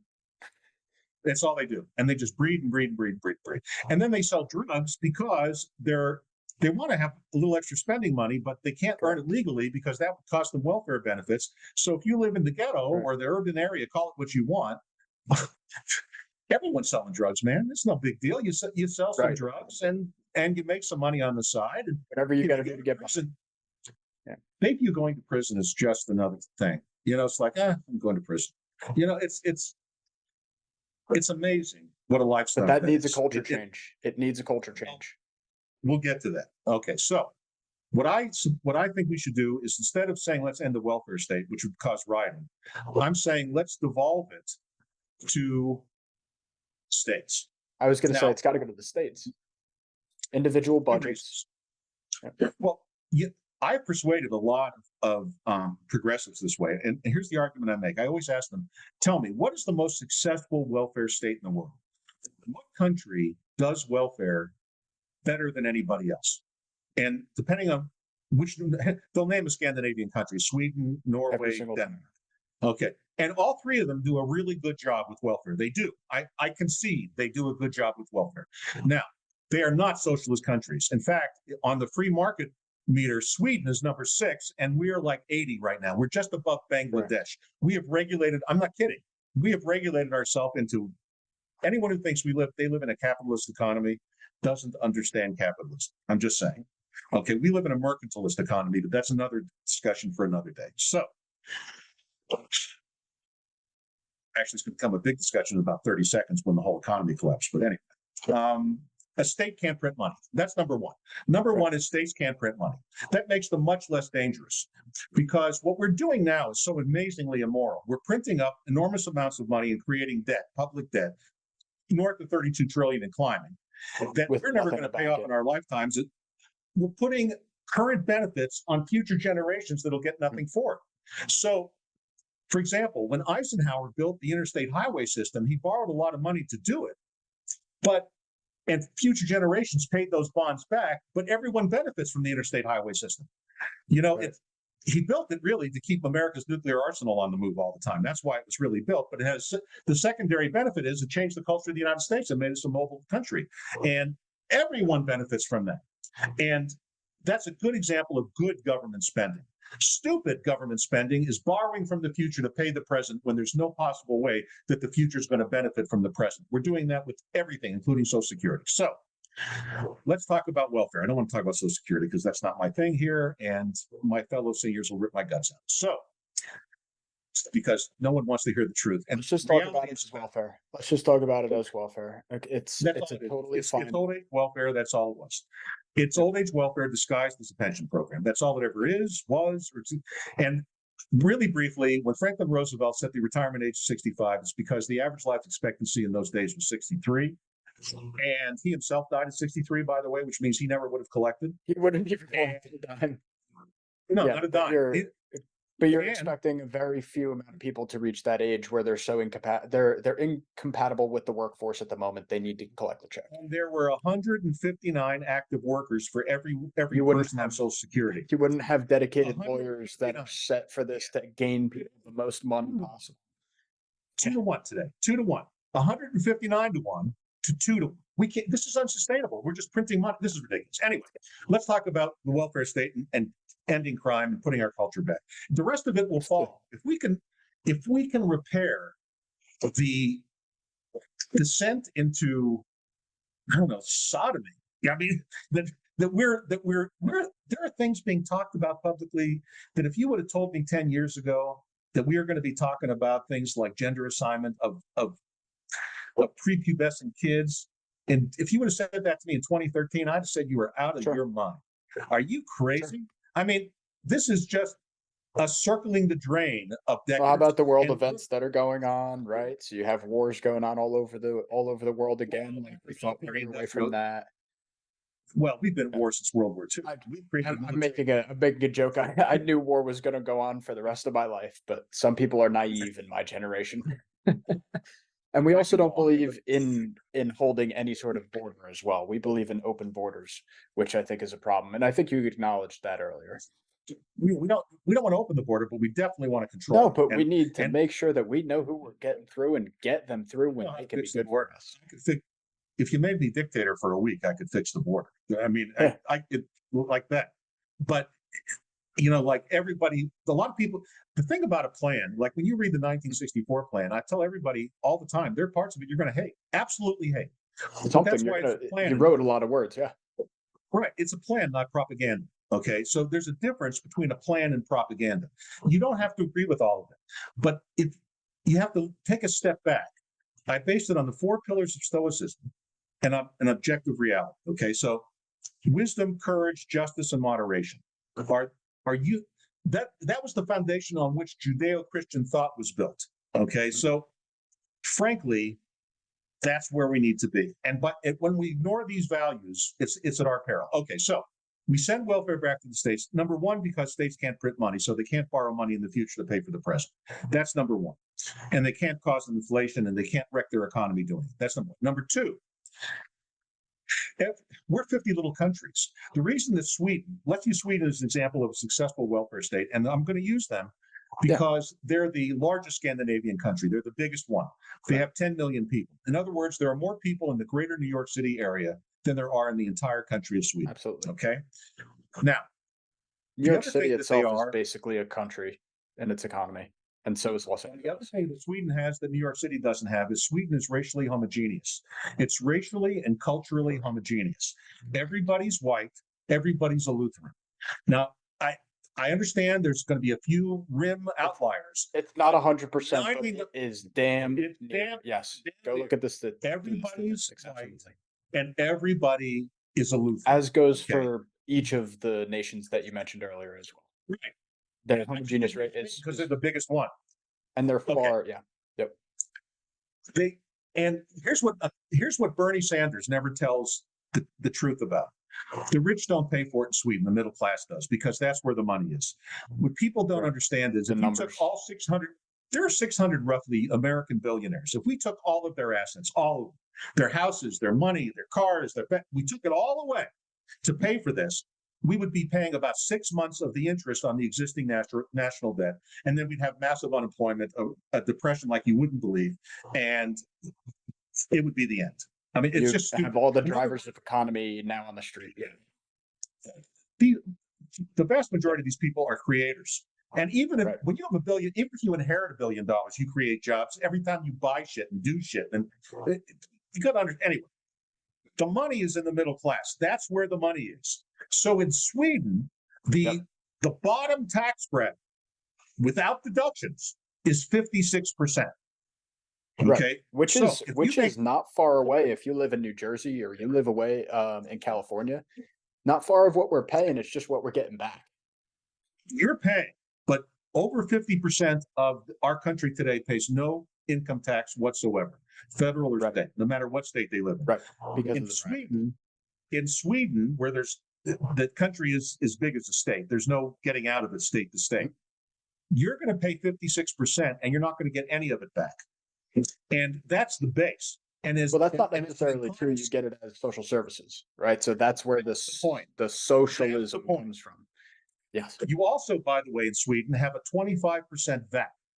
Okay, a 25%. So everything you buy is 25% more expensive than it has to be to help pay for the welfare state. So today I went to Aldi and I did a little bit of shopping. I don't know if you've ever had the joy of shopping at Aldi, but it's awesome. So I've been to it a couple times, only on force though, because they're not really in my area. Oh, they're so cool. So I was at Aldi today, and what did I buy that was really a great deal? Okay, well, I'll just say I make my own refried beans. So I bought a bag of beans. Okay, and the bag of beans at Aldi is 75 cents, and in the regular grocery store it's like $1.50 for pinto beans. Okay, I live in the Southwest, of course. I make my own and I lived in Mexico for 6 years. So yeah, everybody in New Jersey here, don't compare prices. Yeah, okay, but in Sweden it would be 25% higher than that for exactly the same thing. Plus the importation cost and everything else. So, but they pay that, and you got it right away because they're getting value for their dollar. They feel like when they walk into a Swedish hospital that's part of their national healthcare system, they get very good treatment. They don't have problems with care rationing that other places do. Like in Canada, they ration care. It's just amazing. In Canada, in the UK as well. The wait for like people my age always need new hips. The wait in Canada for a new hip right now is 18 months. You can't. Oh my goodness, I have really? Titanium. Yeah, my left shoulder is titanium. Okay, I have arthritis in my shoulders. I have a titanium left shoulder. What's that? You a pitcher? Tennis did. Tennis. Okay. So, and both arms because I just was. Did you get the elbow too? Around. Yeah, everything. I got the works. You pay for this as you get older, but that's okay. It's not, it's not the end of the world. It's arthritis. But I had my shoulder replaced, and I had a very good result. Here's the thing: when I decided to get it replaced, I got it replaced. I went to see my primary physician. I asked him to recommend a good surgeon. He recommended a surgeon. I went to see the surgeon. The surgeon said, "Yeah, they did the test. Yes, you need it. Did it. Physical therapy, yada yada yada, and out." But if I had tried to do that in Canada, I'd still be waiting. Right. And my shoulder, on a scale of 1 to 10, the pain was a 12. I mean, to live for 18 months in that kind of pain, or like some people live with hip pain or whatever. I mean, come on. So, but in Sweden, that doesn't happen because they pay for it and they get a good result because they're dealing with a homogeneous population, which means they can design the system because they understand how everybody is going to react to certain stimulus. Where in this country, there's no telling how someone's going to react because we have a million different flavors, which is our strength, but it's also our weakness. And the way to overcome that is to devolve all of the social safety net to the states and let the governors and the state legislatures and the mayors design their state welfare system, which will gain two things. Number one is it'll have to be run a lot more efficiently because they won't be able to They're borrow going to be in the under a future. budget. Yep. And number two, they live in the same neighborhood with their customers, and you cannot overemphasize that. It's one thing to screw people Right. in Washington and Arizona. It's not. While you're sitting in Washington, right? I know where the governor of Arizona lives. It's only not that far from where I live right now. I could show up at Katie Hobbs' front door if I wanted to. I don't And if she want had a to. whole lot more accountability, Yeah. Let me say this: she's like enough, and she's not bad. She's not good. She just is. But Yep. if That's she kind did of the way you something want that it ma- nowadays. really, if she did something horrible, I know my fellow Arizonans. They show up at her front door, and that's Mhm. the beauty of anything. The smaller something is, the more efficient it is. Okay, Absolutely. anyone who's been in business understands that. So the state government and the local government's going to do a much better job than the federal government, and for a lot less money. So you're going to get, and they're going to design. For example, Wyoming has more horses than people. There are not 1 million people living in Wyoming. Why are they even paying for welfare? They probably can let the churches and synagogues take care of it. Really, the way they Realistically, yeah. realistically, in a state like Wyoming, there's just not that many poor people, and there are plenty of private agencies That would be able to foot the bill Salvation Army. needed for. Yep. Yeah, or maybe a minimum. But on the other hand, California and New York are a different story, and we'll have to have a different design system. That's Correct. okay as long as they're paying for it. But that's what they got. The middle class has to pay for it. And if they don't, then they're getting something for nothing, and that can't go on, which is where we're in now. Okay, you can when you're up when your upkeep exceeds your income, you're dead. Yep. Okay, I mean it just there's just no way out. Absolutely. Herb, if you don't mind, can we take a quick break? I actually need to run to the bathroom. I don't want to stop this. I know this is running a little bit long, but I don't care. And by the way, I'll take a bathroom break because I am an older man and I always need to take a bathroom break. So yeah, I'll be absolutely. back Let's in a do minute. it. Me too. Okay, so where were we? We're All right. picking- So I believe that we kind of just finished up wrapping up or at least a somewhat conclusion to the Okay. welfare state. Now, the welfare state is one of the biggest items that I would say every election cycle, doesn't matter if it's national or state, it gets hit from the corners and they kind of beat around the bush about. Somebody always mentions it and then it gets flushed down the drain because nobody wants to talk about it. Well, they're not going to. I mean, first of all, you have to get a dose of reality. We have a very, very every barrier that the founders put into the Constitution to prevent what's happening now, we've kicked down but one. Okay, and that's the Electoral College, and they're dying to kick that one down too, because these people have no understanding of the long-term consequences of what they do. They have no wisdom. Speaking of the pillars of Stoicism, there's no wisdom in this. Thomas Sowell, my favorite living economist, says there are 3 questions that need to be asked before you have any new program. Question number 1 is, as compared to what? So if you say, for example, when LBJ decided to have a war on poverty, his first question should have been, as compared to what? Who has ever had a successful war on poverty? Nobody. Jesus said the poor will always be with us. I mean, I might be Jewish, but I know what the gospel says on the subject, and I know what the Old Testament says on the subject. The poor will always be with us. Right. So what made him think? As compared to what? It could have never succeeded. Then comes the second question. Even if you think that your idea will succeed where nobody else has before, which is pretty arrogant, then comes, show me your data. Right. Show me the relevant studies that would prove to me that you have some basis in reality for what you're doing. So a good example of that today, let's get off of welfare for a minute. Let's go to EVs. Okay. The government is trying to force an entirely new industry and product on a country that was never asking for it. Okay. So the question is, that doesn't have the baseline of infrastructure to handle it either. When has this ever worked? As compared to what? There is no successful example of a market being created by government. There is no example to point to. Nope. There's no data to support it. Did they say everybody needed to buy an automobile when they first came out? Did they mandate it? Did they say everybody has to get to work fast enough? You found out quickly you needed to buy a car when your competition was going.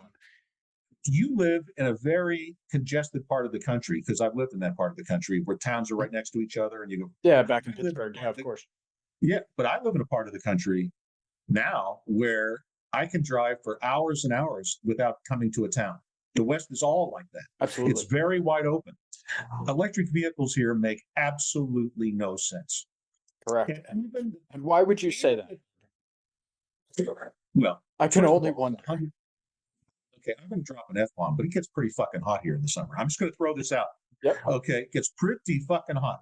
And you really haven't experienced heat until you've been in the desert by Yuma, Arizona, Side note, where I what's the was hottest in prison. temperature that you've experienced? 27. And I experienced it. Yeah, people who say this was the hottest summer. It wasn't. This was in the 1980s in Phoenix. It got crazy hot. My shoes melted on the pavement. I mean, it was a crazy hot. Okay, so when you have to charge for a half an hour, you know, even a supercharger will go. It takes a half an hour to get to 80%, and all the other chargers take hours and hours and hours. Okay, so anyone who buys a different brand than Tesla is out of their goddamn mind, unless there's Tesla compatible, because that makes every other brand is useless if you're going to go on a cross country trip, unless they're Tesla compatible. And do you want to sit out in like 100? I mean, this summer we had. Yeah, so you're gonna sit would out say- in your dead car and you're gonna try to heat let the air conditioning run while you charge it up in 100-degree, Well, you're not going to charge it up 150, that way, and it's 120. crazy hot. And the inside of your car is way hotter than that. I mean, if you have any other color but white for a car out here, Let you alone are mentally imagine how off. unsafe getting a battery that hot is. Dude, we go through batteries here like Grant took Richmond. Just saying. I can imagine that your rate of replacement is much higher. Plus, if they lose their range when they get too hot or too cold, Right. and you can't tow a goddamn thing behind them. Pardon my. Now I'm slipping into my sailor talk now, but it irritates me. Like for example, I tow a camping trailer up to go camping. If I had an EV, forget it. There's no such thing as an EV that can tow. I guess I could buy the Ford electric truck and spend $100,000 for it, but I know guys who really buy pickup trucks out here in the West where they actually use them as pickup trucks. They're not going to spend $100,000 on an EV. Are you? No, they're going to. No, that's a guy who wants to tow. Nice 150 for about $40,000, and see they're going to beat the shit out of it because they actually use their trucks. You know, they're going to put in a bed liner and then they're just going to beat the shit out of that truck. Correct. They're going to carry rocks and desert landscaping and all kinds of crap back there. And come on, let's get a little reality check. I mean, people out here laugh about it. You know, it's just you got to be crazy. Anyway, that's a good example of the government. So, I mean, if I were going to fix the government, the first thing I do is repeal the 19th Amendment.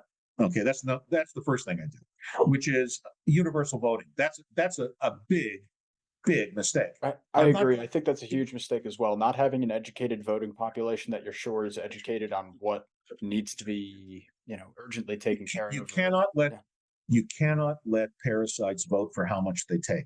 Alexis de Tocqueville in 1815 it wrote in his history of and in his pieces on America. He was a huge admirer of the American Revolution as compared to the French Revolution at the time. And he said the American Republic will come to an end when they figure out they can vote themselves benefits they don't have to pay for. And here we are. Okay, I mean, and that's why there was a land ownership requirement originally in the Constitution. And right. And then to imagine instilling that today. Race here, but today a land requirement would be impractical because a lot of people don't own land. Like this is not an agrarian society, but we could come up with a property calculation or an education requirement, or well, do you want to hear my idea for anti-politism? My idea for a whole new kind of republic. Should I share this craziness with you? Yes, absolutely. You're going to think I'm out of my mind. Okay, it doesn't matter. Okay, I came up with this on the track in Yuma prison. It came to me one day, and I've thought it all the way through, and I swear to God, it's the greatest thing. It would work. Okay. Now, let me preface both the 1964 plan and what I'm about to say will never happen unless and until the shit hits the fan. Right now, people will hear what I'm doing. What I'm hoping is they go to the website, they like what I'm talking about, they believe what I've said, and they'll hopefully volunteer and maybe donate some money. That would be great. By the way, I want to make this very clear. It's in the video. You probably saw this. I am not an officer of the nonprofit. I do not sit on the board of directors. I am the figurehead and the creator. I purposely distanced myself from that because of my background. So there are other people involved, including our CFO is the CFO of a publicly traded corporation. She knows what she's doing. I have no idea what our bank account is. I don't want to know. I don't care. It just isn't why I'm doing this. Okay, so, and obviously I'm not running for office, because if I did, I would get laughed at. Although there's nothing to stop a felon from running for a federal office, by the way, only for state office in this state. But anyway. Okay. We've had felon congressmen before. We're about to have a felon president, I think. But anyway, I mean, if I were going to bet money, I'd say we're going to probably have a felon president. But it's possible.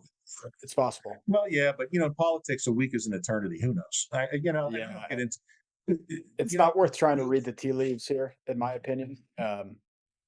Read my shirt. Stop electing morons. Yeah, stop electing morons. I mean, and I would add to that, stop electing people who are 80-some years old.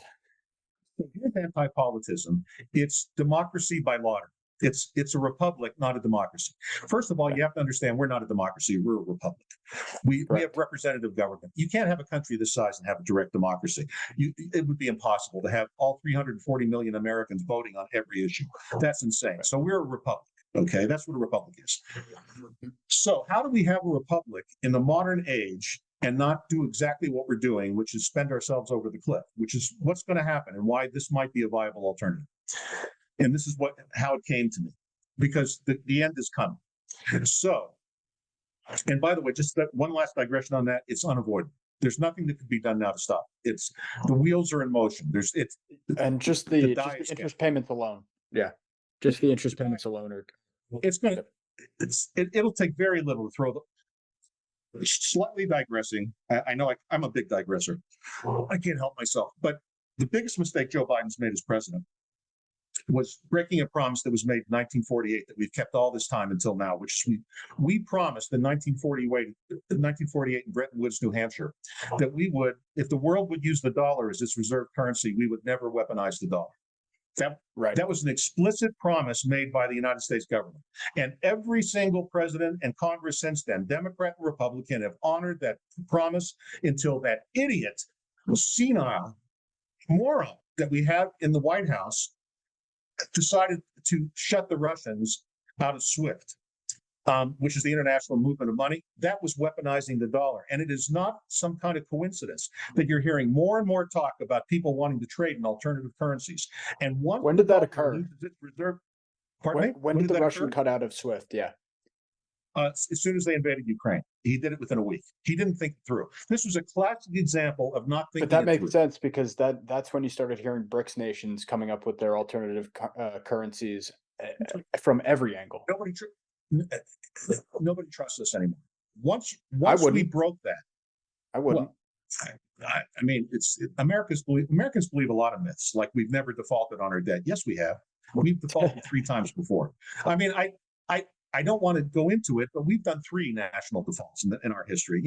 People just have a lot of ideas because of our shitty education system that just aren't correct. But and we're going to have to default again. We're facing a default. That's what's going to happen. We're going to default at some point. Yeah. Yeah. But the difference now is it's going to be global. Once it'll be like dominoes falling. The amount of ties the amount of countries that are bought into our debt. Yeah, it's going to be catastrophic. How about we're still the reserve currency for almost everybody. If we go, they all go. And anyway, I could go on. I don't want to go down the financial path because I really have nothing to say about it other than to scare the shit out of you. But I'm just recognizing reality. It's going to happen. It's okay. It's what I've been looking at for years at this point. Here's the good news. Okay. Here's the good news. The buildings will still be standing a day later. The streets will still be paved. Okay. The lights will still come on. Most people will still have a job. A lot of people won't, but most people will. And we will pull ourselves out of this mess. Okay.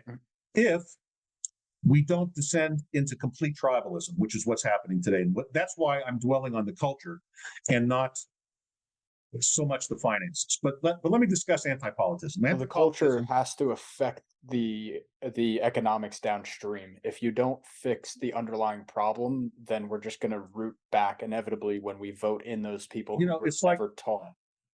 how many times have you heard that we're going to go the way of Rome? People don't understand Rome never fell. It became a church.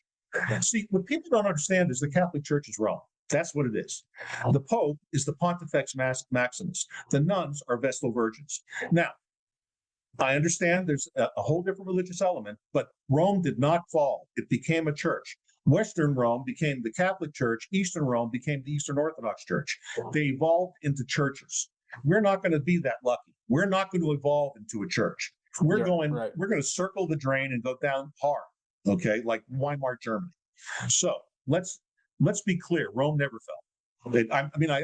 I know that that's a repeated myth, but Rome still lives, and that is magnificent. If you've ever been to the Vatican, it's worth going. It's magnificent. I've not, and I need anyway. It's magnificent. I just can't tell you how much I enjoy Italy to begin with, and there's so much. But the Vatican is just to see the artwork. Okay. Oh, the Sistine Chapel, believe it or not, underwhelmed me. That was the one thing that underwhelmed me. But I think it's lost on me. But no worries. Everything else was great. Okay, so here's anti-politism. First thing we do is we keep the same number of congressmen, the same number of senators, 2 senators for every state, and whatever your population supports Congress-wise. And the reason we have a bicameral legislature is so the small states can't be rolled over by the big states. That's why we have a Senate. Theoretically, is a break on the Congress, although we've completely eliminated the difference between the two, but that's another story. Okay, so how do we do this? We're not going to do it with the obsequious, glad-handing weasel maggots that we have now in both parties, because their only motivation is power. So how do we power individually, not power even for the... That's right. So what I propose we do is we amend the Constitution. First of all, every congressman and senator serves a single 4-year term and out. Both 4 years for the Congress, 4 years for the Senate, and you're done.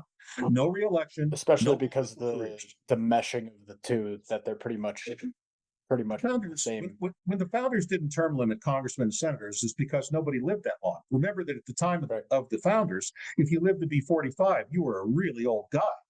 Right. Okay, so I mean, if you ever go to one of these exhibits, I went to USC, they had the exhibits of all the dead people, it was very interesting.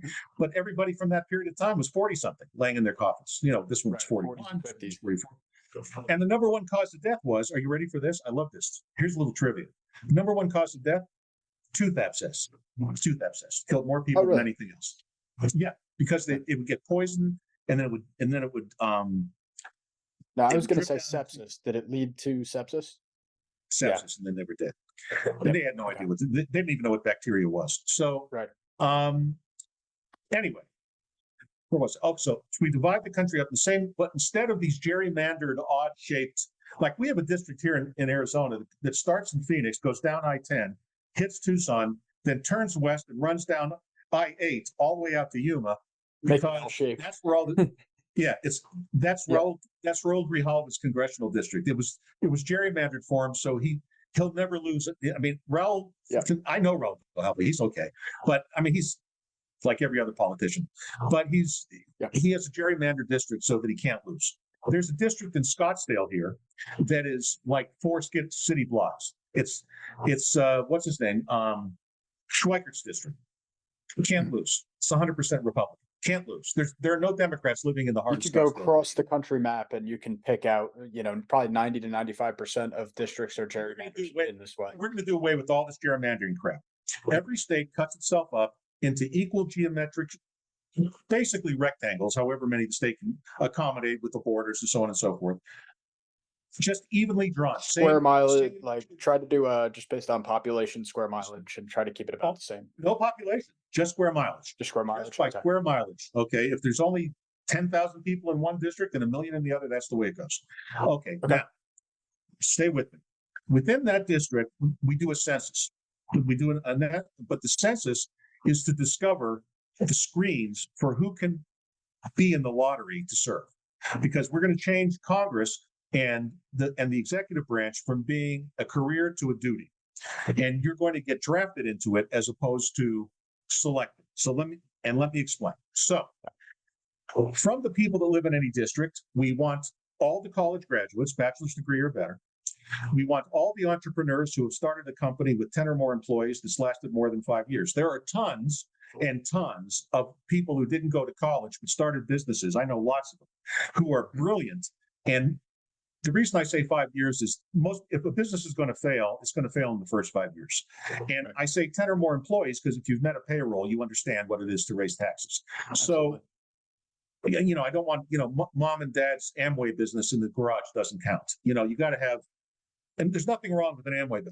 But that's not a real business in the sense that I'm talking about. So an entrepreneur, families you're serving, the amount of, it's a great argument to have though, because it proves the difference between the people that could start up these e-commerce business and run it for 3 months and they're putting out $60,000 in revenue, and that's fantastic. But you're not looking at the families served. You're not looking at the people's lives that you're changing. You're not looking at overall strategy, right? There's nothing wrong with being a drop shipper and all that kind of good stuff. There's tons of cool things to do, and that's fine. But that's not a business. That's just a hustle. And by the way, I don't mean that in any bad way, but it's the hustle. That's what it is.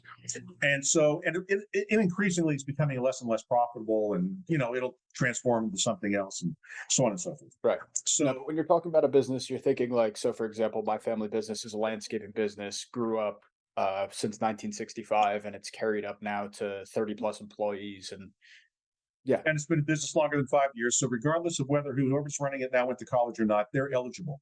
They become eligible. Okay. And also the top third of income earners, regardless of whether they went to college. So if someone climbs the corporate ladder and gets to the top third, they're in senior management and above, and they're used to making decisions. They too qualify. So all those people are segregated from the people that don't. Okay. Now, from those people, they're all assigned a number, 1 through however many there are. So let's say there's 1 million in a given district. So one. By the way, I've done the math based on demographics. Approximately 54% of every district will qualify. Okay, about 46% won't, and about 54% will on average across the country. I've done the math. Just believe me, but if you want to go do it, be my guest. So those 54% will all get a number, 1 through however many. So let's say 1 through 1 million. And then there's going to be a lottery with ping pong balls, just like they do it for the gamble. And if your number is popped up, you're the congressman. That's it. End of story. Now, you're going to be the congressman. So then how about representation then within the public? Well, because we're doing a blind sampling, in other words, we're basing the Congress only on merit. The selection to be in the pool, you've done something meritorious to be in that pool. Oh, and you also have to be working full time. No retirees. No retirees. If you're not pulling the cards, you don't get to decide. I'm sorry, you just don't. So trust fund babies, retirees, God bless them. Spend your money, live long and happy, but you don't get to vote about how much you get. That's not going to happen. Okay, you got to be actively the one paying the bill. So from that group, we pick the congressman. We also do it statewide. We do exactly the same thing statewide and pick the 2 senators. Now, the term of each new congressman will overlap the term of the last new congressman by 6 months. So for 6 months, he'll work side by side with his predecessor or her predecessor. And I'm going to use the he pronoun, but let's not get into that, okay? Just assume that I'm not an animal, then I mean anybody who gets selected. And we'll have a much more representative Congress because we're selecting at random. We'll have more Black people, we'll have more Asian people, we'll have more Jews, we'll get a better representation of the population, and half of them will be women for sure. However, it won't be the stupid half. Okay, it's funny how race and cultural differences melt away once you start to have to make a few bucks. It's basically what it comes down to. I know plenty of Black conservatives who think that a lot of this shit is completely out of bounds. They don't open their mouth because they'll get shot down. I'll get to that in a minute. But they're plenty conservative. You'd be surprised how many Trumpers I know that are Black. You would be shocked. Okay, but maybe you wouldn't be shocked, but there are a lot, especially out here in Arizona. But having said that, if you haven't done anything with your life, you don't get to be in this pool. You get selected. Now, you're going to overlap 6 months, OJT, you're going to serve 4 years.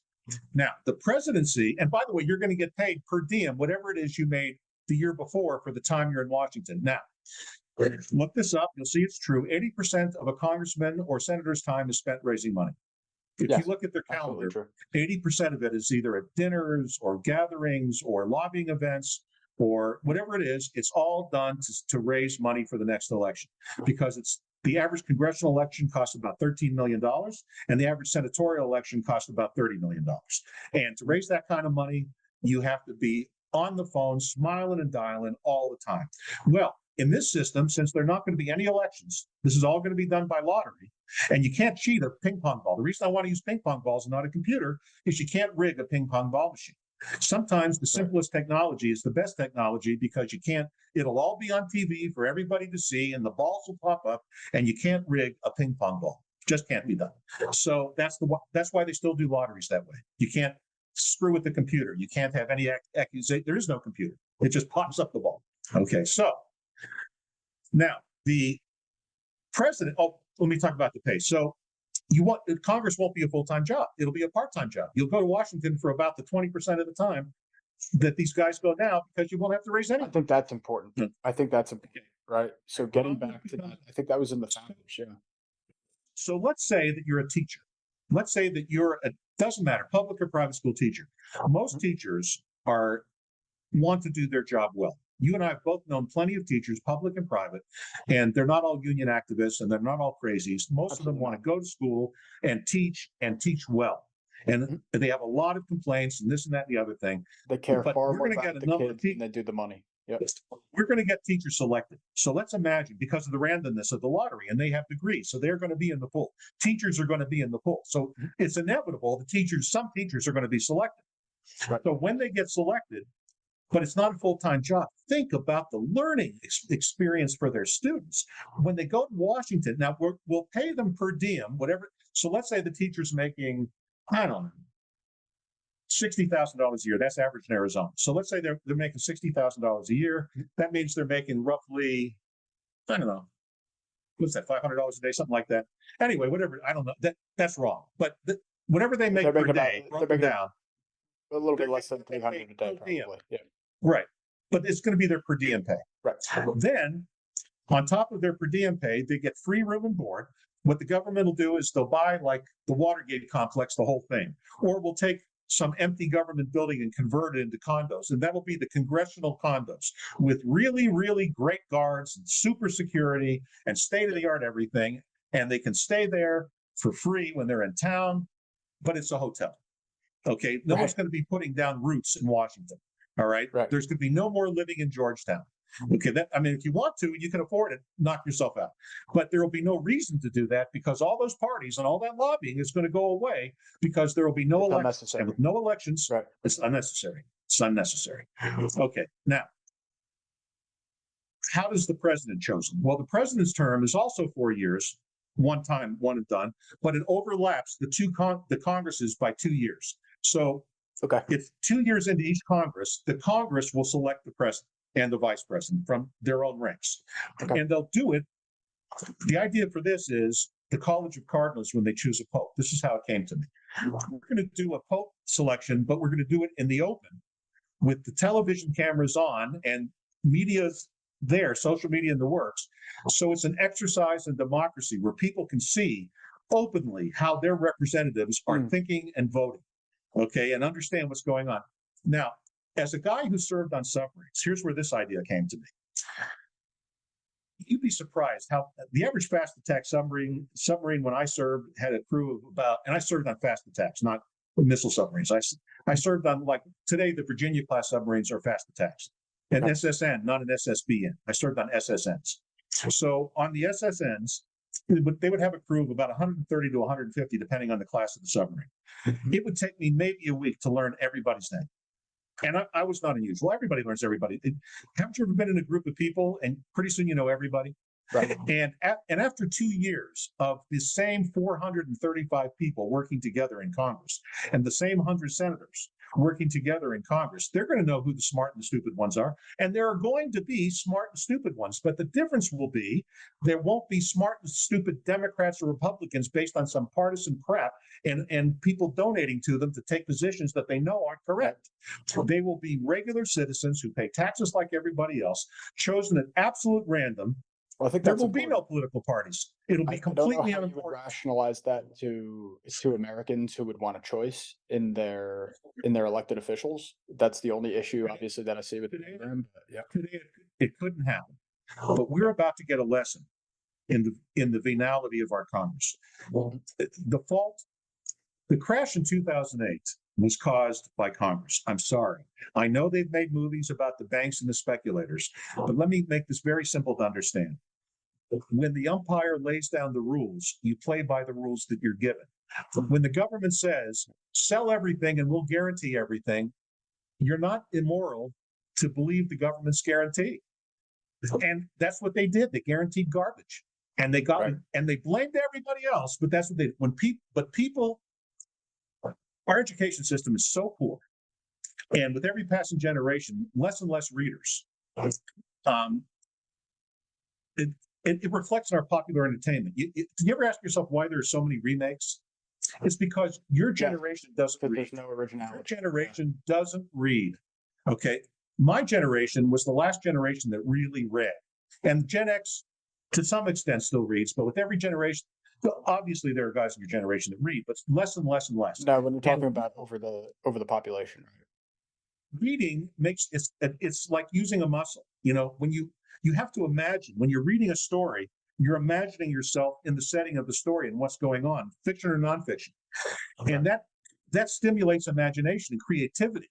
And that's why how many like Marvel remakes are we going to make? I mean, Jesus Christ! Right. I mean, you know, at some point, like let's try something new. Yeah, but Well, I think that kind of look, relates right our back to republic Congress. has failed. Well, right now today, the American people will never accept it. But we're going to have a crash that's going to be so big and so horrible that it's going to make the Great Depression seem like a happy memory.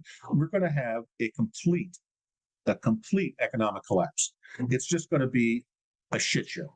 And I could go into all the reasons why, but I don't want to doom and gloom everybody. And I know this sounds crazy, but for all my life, people have told me I'm a Pollyanna, the opposite. But, you know, at some point, you open your eyes and one of the things prison did was it took me away from all the noise.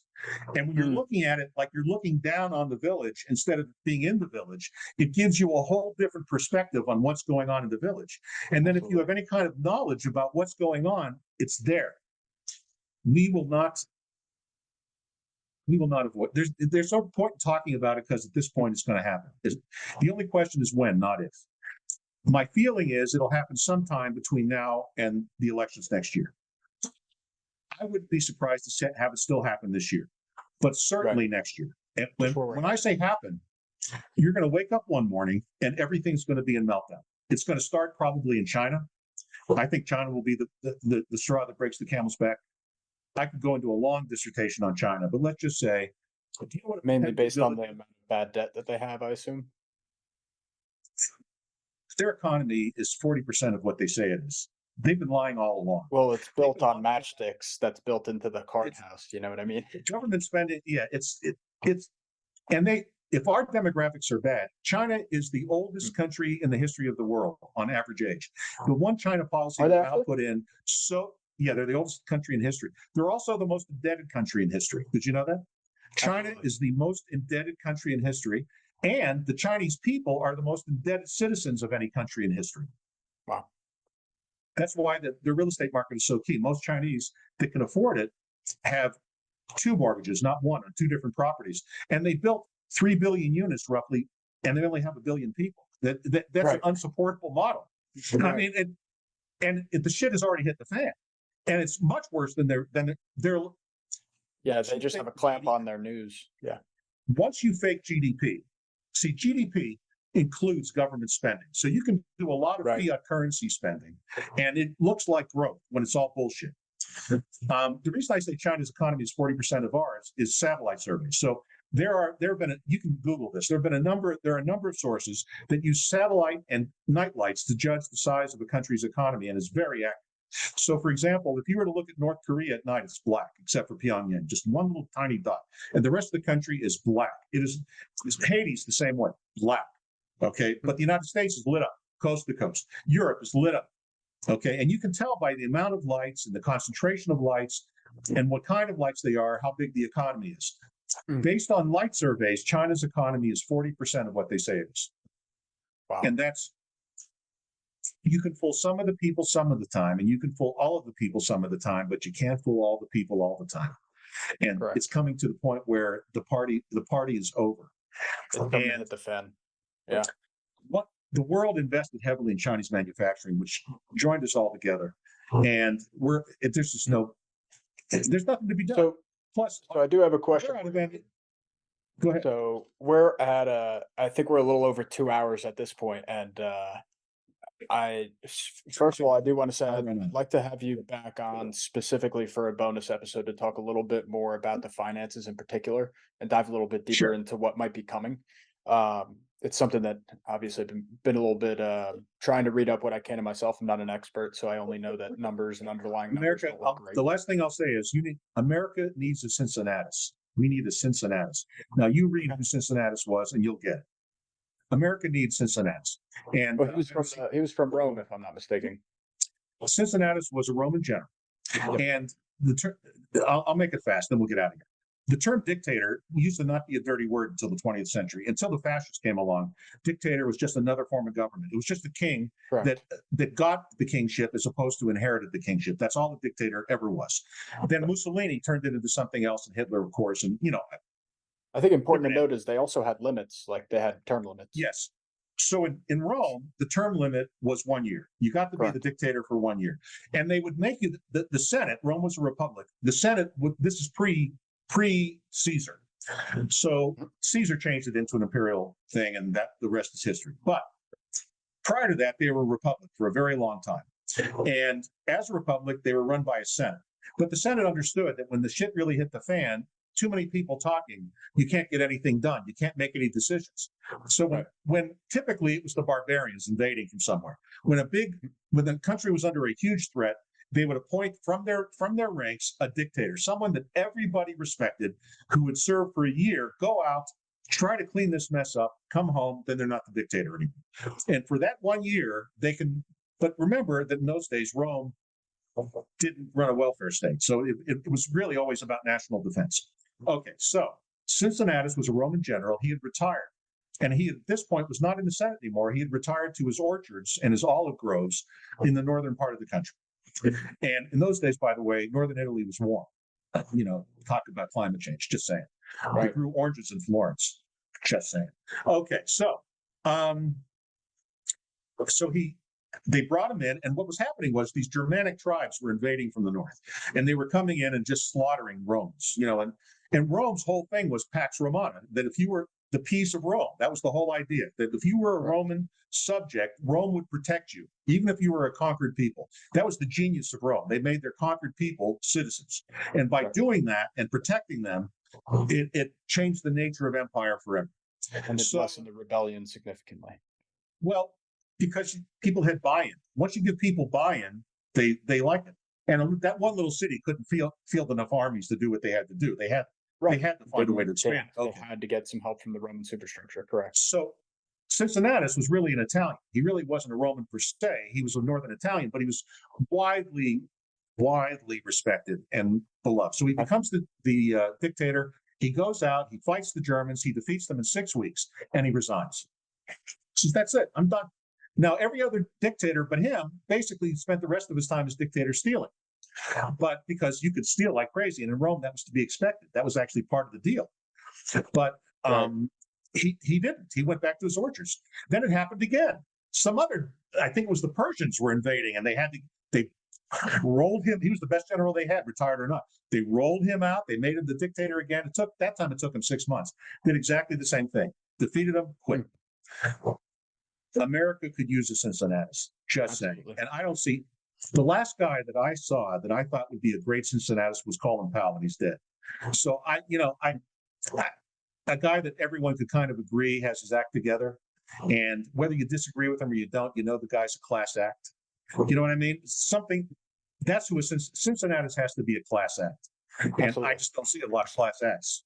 No, and none of them want to run for Congress or even the presidency because of the repercussions that it has on you, your family, your businesses. As you can see now, as we're seeing on both sides of the aisle, we both have pretty much what looks like crooks. 340 million people, this is all we can do. Can just think about that. 340 million people. I want you to say what everybody can go and do to try to help out the 1964 plan, to go and support you and the nonprofit organization to get this word out, because I think this is important to have this conversation. Of course, we disagreed quite a bit through that whole show, you could tell, but Doesn't matter. this is the conversation that you have to have. This is the conversation you have to have. So how can everybody help?